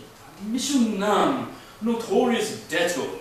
Don't let him get away. I'm going to call the guard of commerce. For Monsieur de la Rive. For Monsieur Nam, for us. He's not rich? A turkey from Clichy, who holds his furniture under the name of a friend. Ah.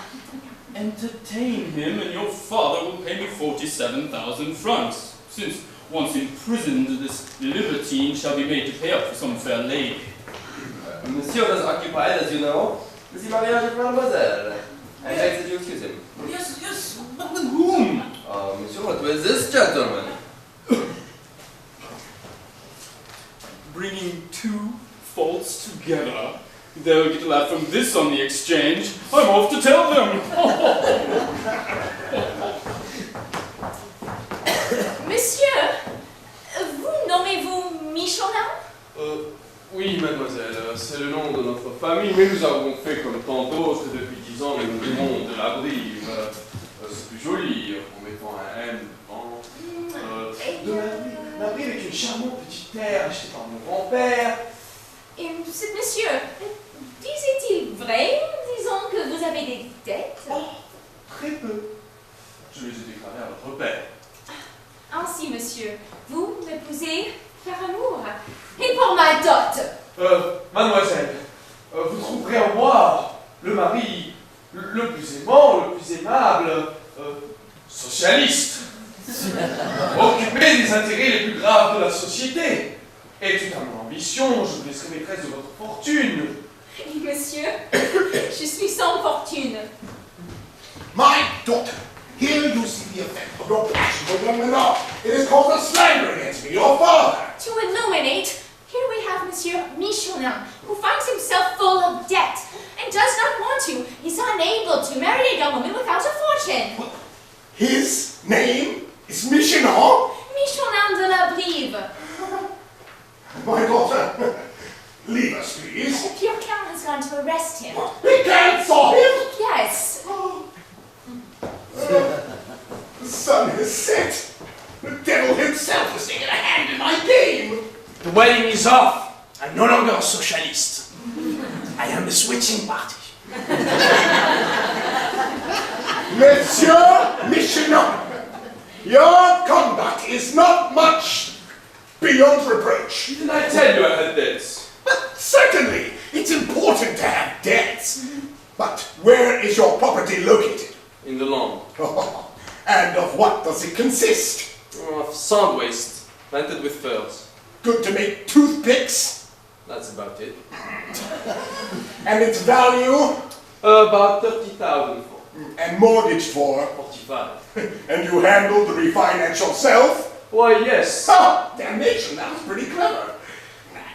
And your salt marshes? They border the sea. On which side of the shore? They are under the water? There are some false surveyors that claim as much. It has hindered my loans. Yes, I can see that it would be difficult to issue ocean shares. Monsieur, I must say that your morality seems somewhat risky. But after all, monsieur, your daughter does have a dowry. Monsieur? Yes, you have 200,000 francs. Now, my daughter's...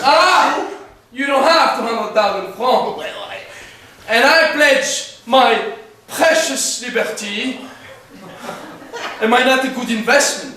Were you trying to steal a son-in-law? Well, that's rather harsh. And it seems to me that you took advantage of my inexperience. Oh, of course! The inexperience of a man who raises a loan on his sand wastes 50% above their value. Glass can be made out of sand. That's a good idea. So you see, monsieur, we are in the same boat. Now that is where you are wrong, monsieur. You are my debtor. I am holding your notes. I have 47,000 francs in letters of exchange, ceded to me by Parental. And I could have you in prison for 5 years. Is this gentleman still dining with us? Well, certainly. In these difficult circumstances, dinner induces conversation. We may need a few drinks to get to the bottom of this. There it comes.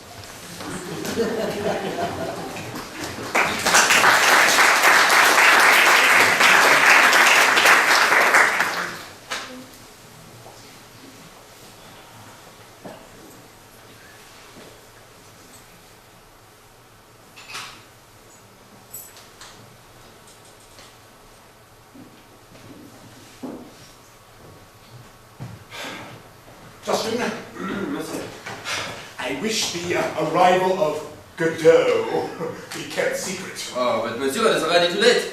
Oh, the noise of that carriage entering the courtyard at 2 o'clock in the morning will get everybody. First off, Monsieur Brady. And right away he thought he would run away to Bruxelles. Ah, but after all, I am paying! Oh, so you're upsetting yourself. Justin, you are already thinking like my secretary.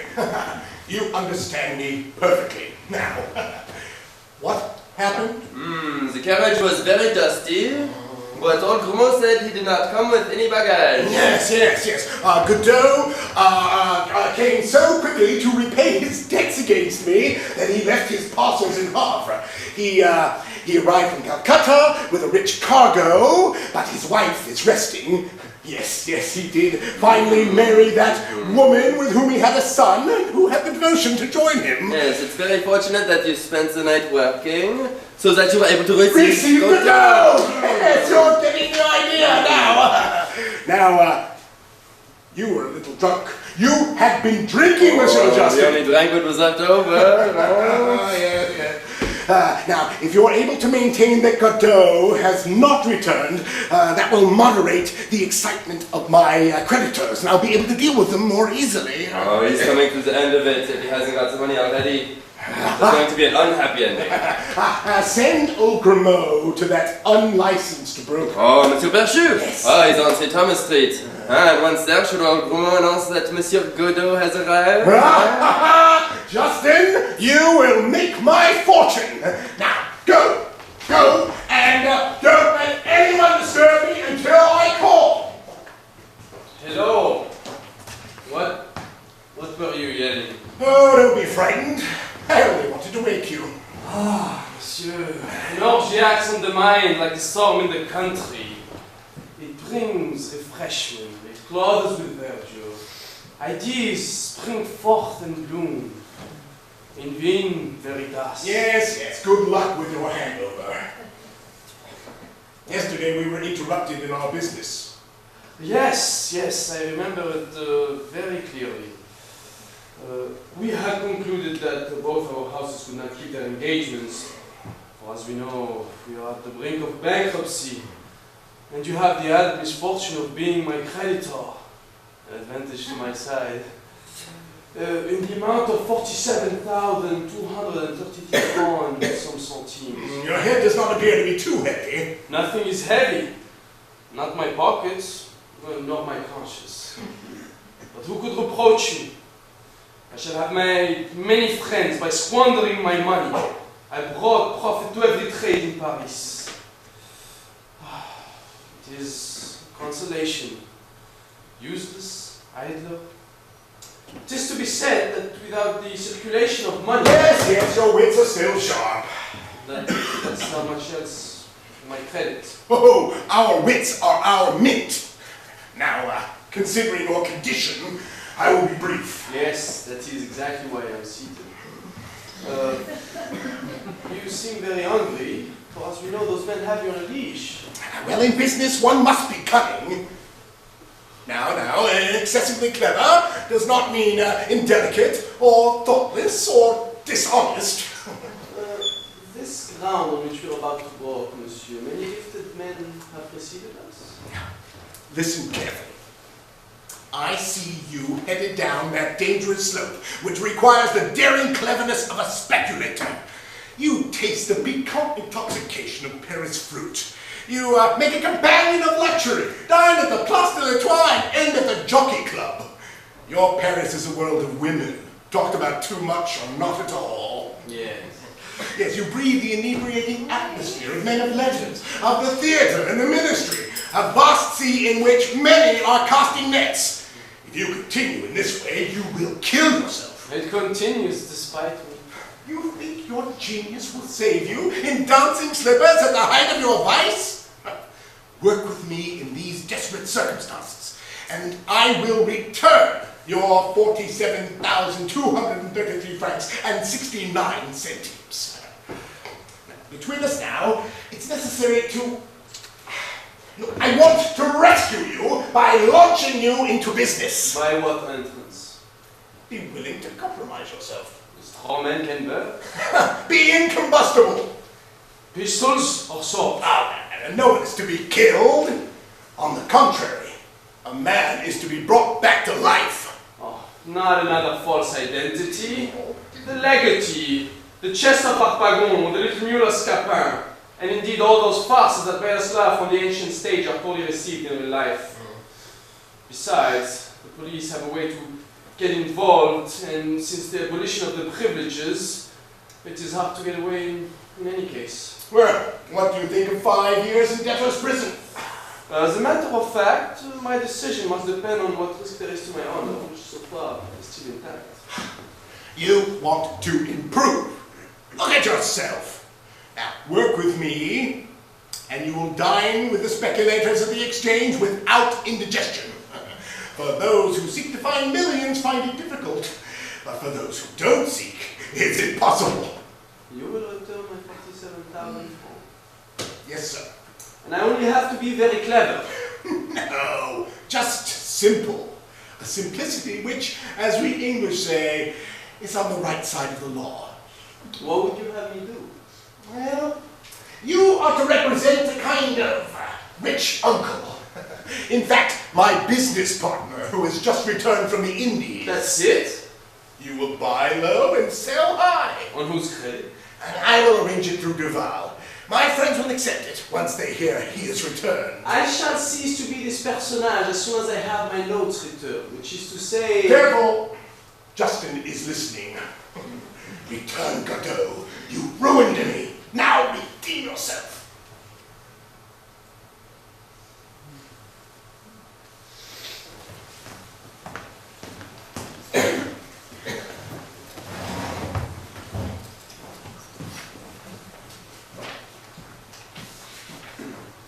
Monsieur Virtue. Ah, good day, Virtue. There has been some decline yesterday in the value of Bas Indre. No. Monsieur Verdelin has tried to buy some 25 under par and in installments. There will be a panic, no doubt, this morning. Yes, yes. These stocks fell to 15 under par yesterday after the run. I shall take 2,000 shares. That would be about 300,000 francs. Yes, yes, that's what I figured. At par, they would be worth 600,000. On what terms? And with what collateral? Collateral? For shame! Buy the stocks. I pay straight, and I pay in cash. In this situation you're in, you must be buying for Godot. Godot? I know he's returned. Oh, no. Quiet, quiet. If anyone hears this, I am lost. Where did you hear this? Your concierge. My assistant has interrogated him. Oh, I forgot to seal his mouth with a piece of gold. Well, I suggest you send his carriage to a garage. Otherwise, your creditors will be unmanageable. If only I had the cash in hand. Tell me, Monsieur Mercadet, is this for Godot? If he gives the order, that will do. Well, he is sleeping, but when he awakens, he will give the order. In that case, business is concluded. Goulart and two other investors have commissioned me to buy at any price. On what terms? 10 days. We are going to put this deal together. At the end of the year, you will have 100,000 in commissions for this. Should I add Bas Indre to my account? Yes, yes, but keep an eye on the fall on the secondary market. Take this and send this engineer's report to all the newspapers, and then declare your intent to purchase. And guard the secret of Godot's return. Deny it. He will tell the world.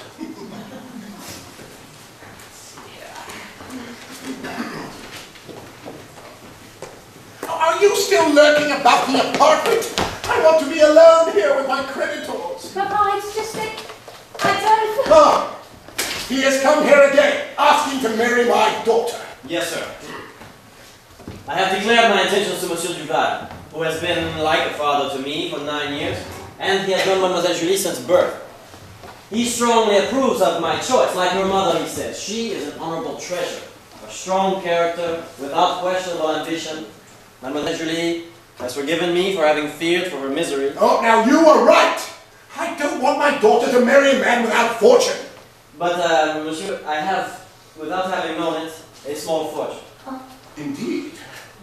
Monsieur Duval informed me my mother set aside a small sum of money, which she has invested on my behalf. And this small sum now has grown to over 30,000 francs. Oh, what a good young man. Very good, Faiseur. 30,000 francs! I could triple that in gas stocks, and then you would have his means. No.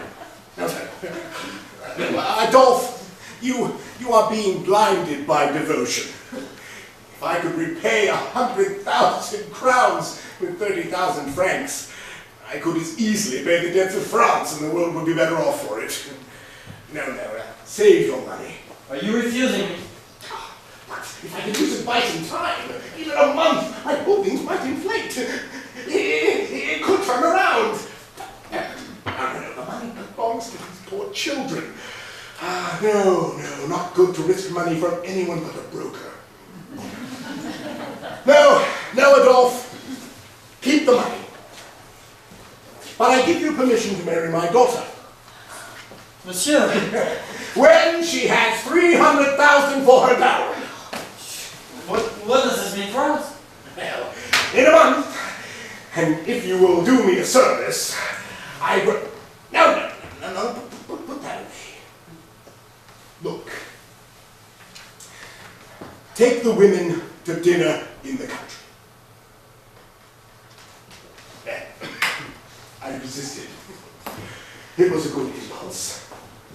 But I can do better.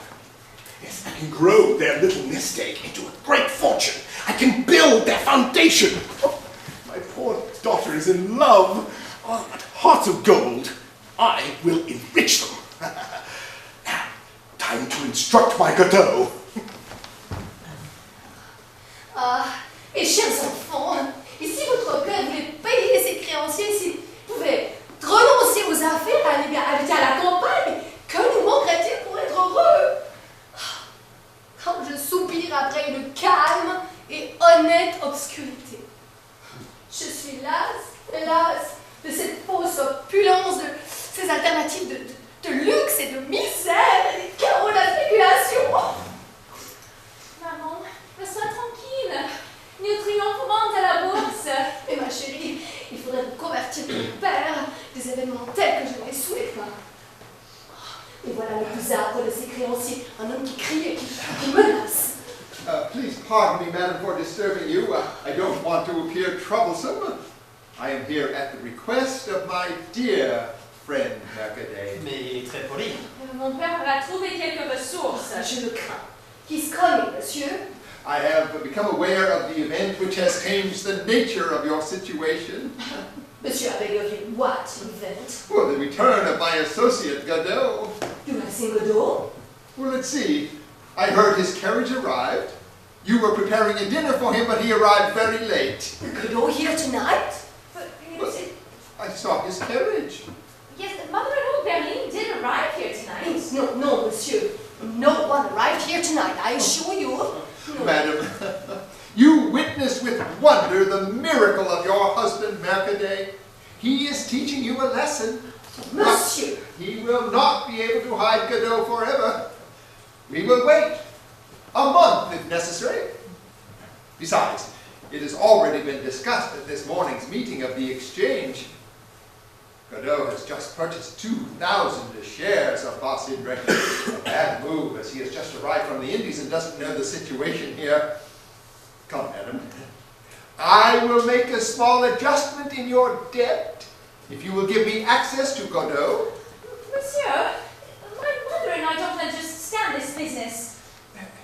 Monsieur, I'm going to send for my husband. Since I know how to make good use of this woman and her daughter, I will play along. Come, monsieur. I know that you are marrying Mademoiselle Mercadet. Duval told me. If old man Duval has advised you in this affair, it is because he knows of the return of Godot, since Godot confides only in Duval. It is from you that I learned the arrival of Godot. Conspiracy of silence. He considers himself one of the family. Come now. It is in Mercadet's interest. Tell Godot that he will pay me right away. I am reducing the debt by 25%. I have no right whatsoever to involve myself in the affairs of Monsieur Mercadet. I believe he would find it Very improper if I have to... Adolphe, take the women to dinner in the country, or you will never have Julie. Good. You have come, I have heard, to try to force me into bankruptcy. You allege I am nothing more than a speculator. You are one of the most successful men of Paris. A man who makes millions when he has but one. You mean you aren't intending to assemble? Come to your aid, my dear friend, when you are ready. Well, I will give you my answer tomorrow morning. Justin, what is it? Monsieur Violette offered me 3 louis if I will let him speak with Monsieur Godot. 3 louis? He's stolen as much from me. Monsieur doesn't want me to lose this money. No, let yourself be bribed, and I will give you the same. Right. Excuse me, Lord, but I have something to write.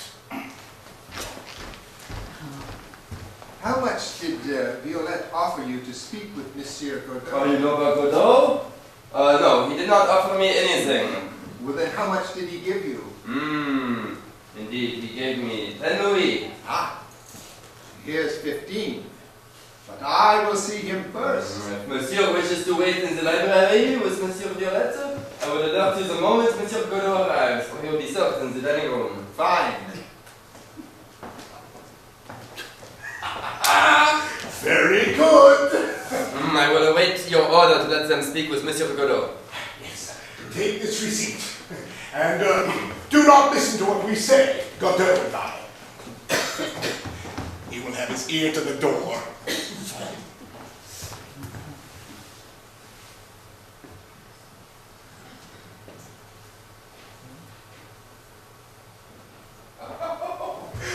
It's frightful how much he resembles Godot. Of course, I haven't seen him for 10 years, living in the Indies.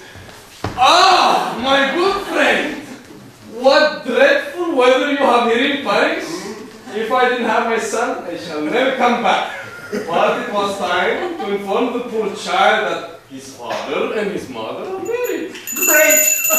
You have obviously been on the stage, and you have superb makeup. My debut at age 17 was a marquis in love with a young virgin. She had a dowry, 14. What a game! Now set up the hookah for Monsieur, and serve the tea there, on that little table.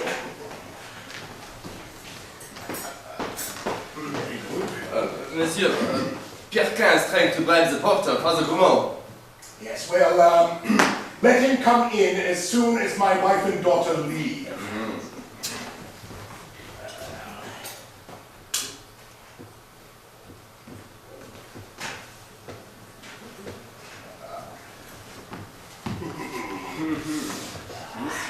Now, I have written a note to Duval, asking him to countersign.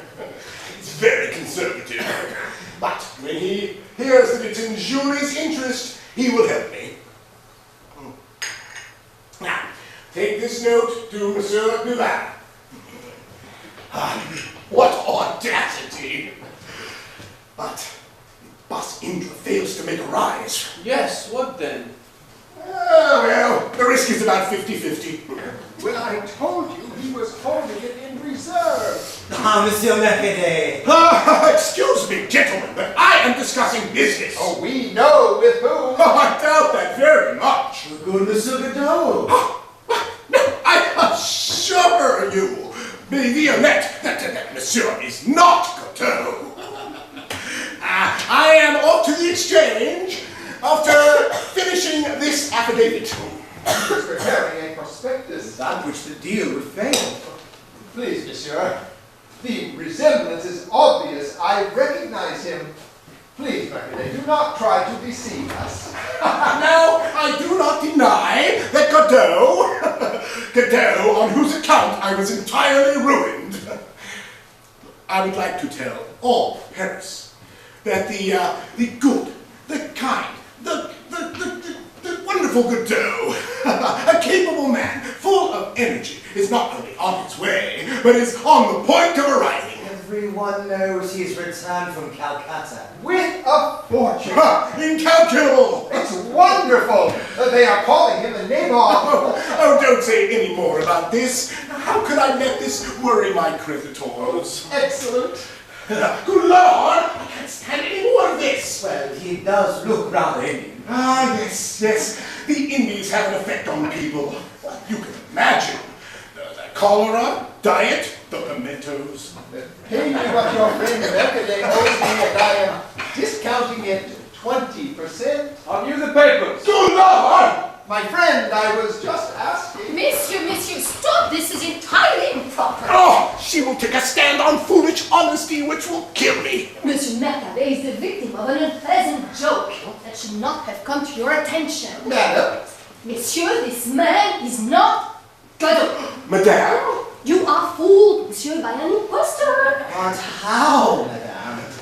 Monsieur, if you keep silent about an enterprise that I cannot explain, you will be paid everything that is owed. But by whom, if you please, my charming woman? By Monsieur Duval. Go to him this evening, you will find me there, and all the creditors of Monsieur Mercadet will be satisfied. Huh? Oh my! Madame, savez-vous bien que si vous n'étiez pas une femme, je suis monsieur de la Brive. Monsieur Labré-vous? Non. Comment? Je ne suis pas moi? Monsieur de la Brive, monsieur, est un jeune homme que j'ai vu apprécier hier à dîner. Il sait que les dettes ne déshonorent personne quand on les avoue. On travaille à les payer. Il a de l'honneur, il les payera. Madame, je suis... Oh, je ne veux pas savoir, monsieur, qui vous êtes. Mais qui que vous soyez, vous saurez apprécier, je le crois, le service que je viens de vous rendre en vous arrêtant sur le bord de l'abîme. Votre mari m'y a précipité en me promettant de rendre des titres qui barrent mon avenir. Oh, mais mon mari, monsieur, est un honnête homme, il vous les rendra. Nous nous contenterons de votre parole. Vous vous inquiéterez quand vous aurez loyalement fait votre fortune. Le droit chemin, monsieur, celui de l'honneur est pénible, mais le ciel est béni tous nos efforts. Madame, je vous serai filialement reconnaissant jusqu'à la fin de mes jours.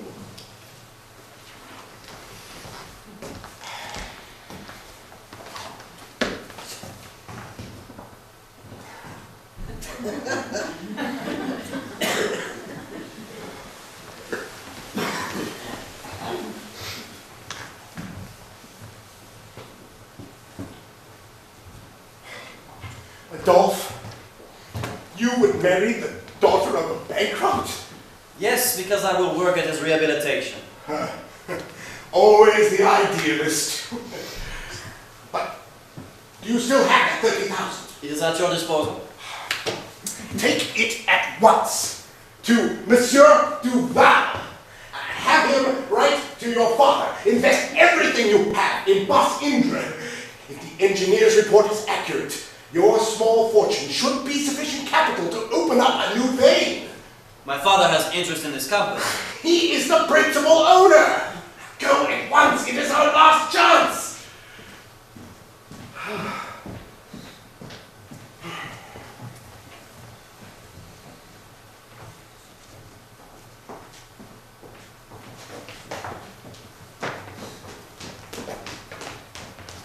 Est-ce qu'ils auraient par hasard la prétention de nous cacher leurs affaires? Le gouvernement m'a dit que monsieur va être arrêté. Je veux qu'on comprenne la réponse. C'est ce que m'en est dû de cet argent. Outre mes gages. Soyez tranquille, nous allons tout perdre. Vous ne savez donc pas ce que c'est une faillite? J'entends rien, il parle trop bas. Oh, monsieur se méfie toujours de nous. Monsieur Justin, qu'est-ce donc une faillite? C'est une espèce de vol involontaire admis par la loi, mais aggravé par des formalités. Soyez carrément liquide. Qu'est-ce que c'est que ça? La liquidation, c'est toujours la faillite, mais compliquée par la bonne foi du débiteur qui supprime les formalités. C'est-tu, Justin? Oh, c'est des phrases à monsieur, je suis son élève. Oh, voilà, monsieur.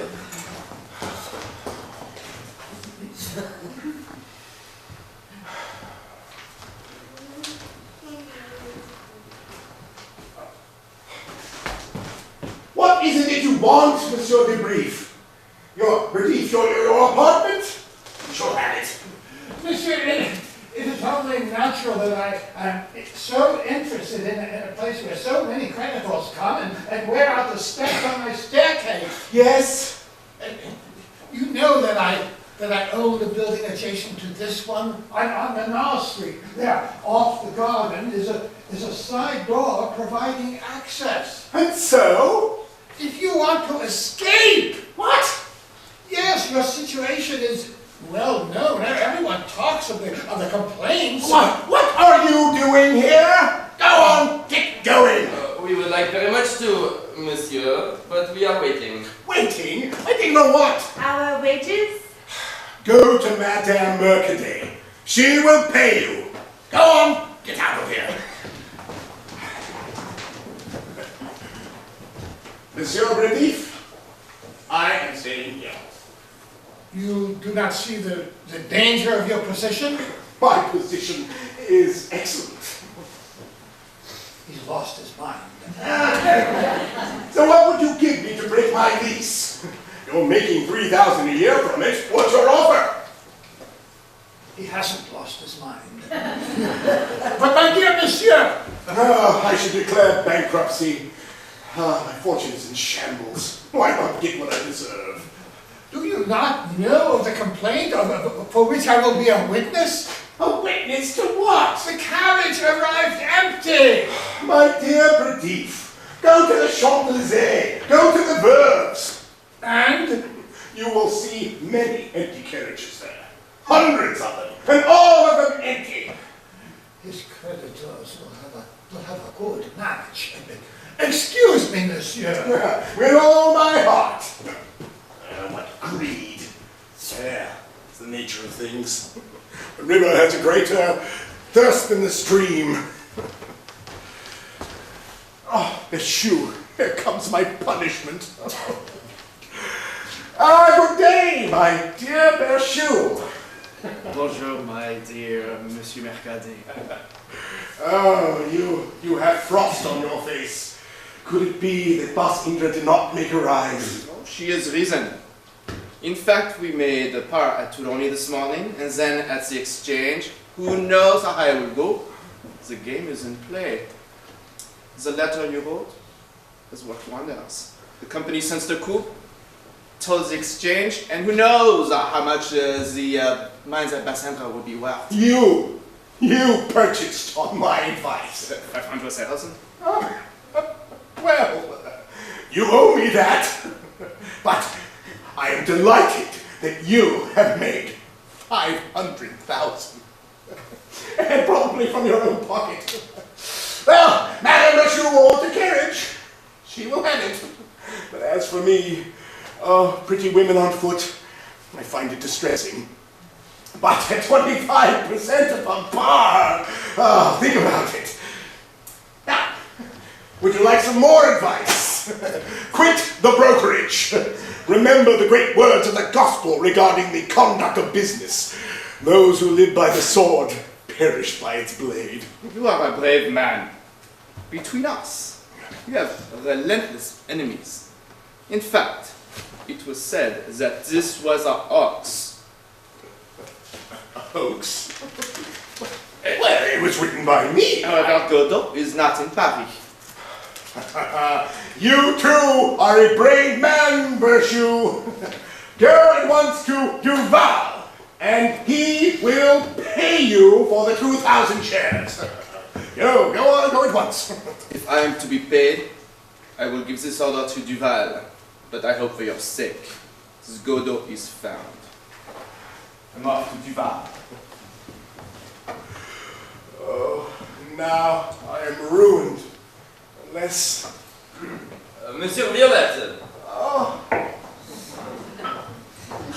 Monsieur.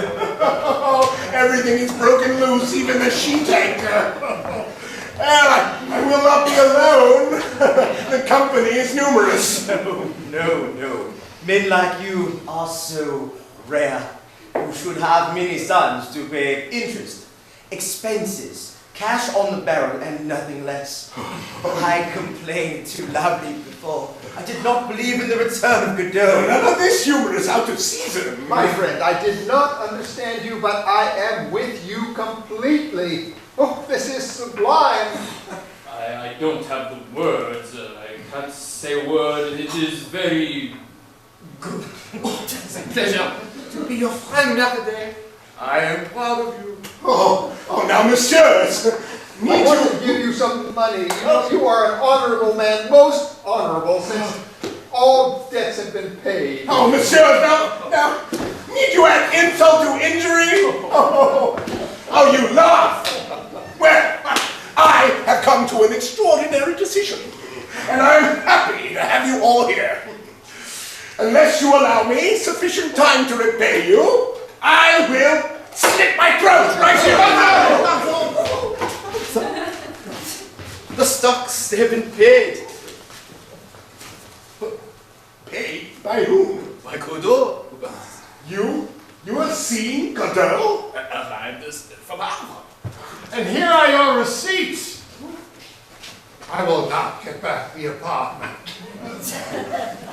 I am dreaming. Adult, now, you will not deceive me. Not you. Godot? He is in Paris, sir. And as you said, he has married my mother. Will you recognize now as a legitimate son? My name is Adolphe Godot. He paid these gentlemen? All of them, scrupulously. He paid Berchu and asked that you consider this a partial repayment from the profit in the business in the Indies. Greetings to good fortune! All hail to thee! Queen of monarchs, princess of stocks, oh, mother of credit, all hail! Now, once and forever, he truly arrives from the Indies! Oh, I have always said that Godot had a strong heart and such integrity. And I hope to continue your trust. Oh, no, monsieur, I bid adieu to speculation. We will withdraw and leave you to your family. As for the 1,000 crowns, I give them to Julie for 2 diamond buttons. It is acknowledged and will not be forgotten. Papa, what a fine soul! Adolphe is now a millionaire, and he asks to marry me. I don't know if Don't give it another thought! Go to him! Oh, you are so courageous in the face of adversaries. Oh, I don't have the strength to resist the pleasure of seeing you saved. Rich! Rich and honest. Monsieur, my father is coming to purchase some property in Touraine.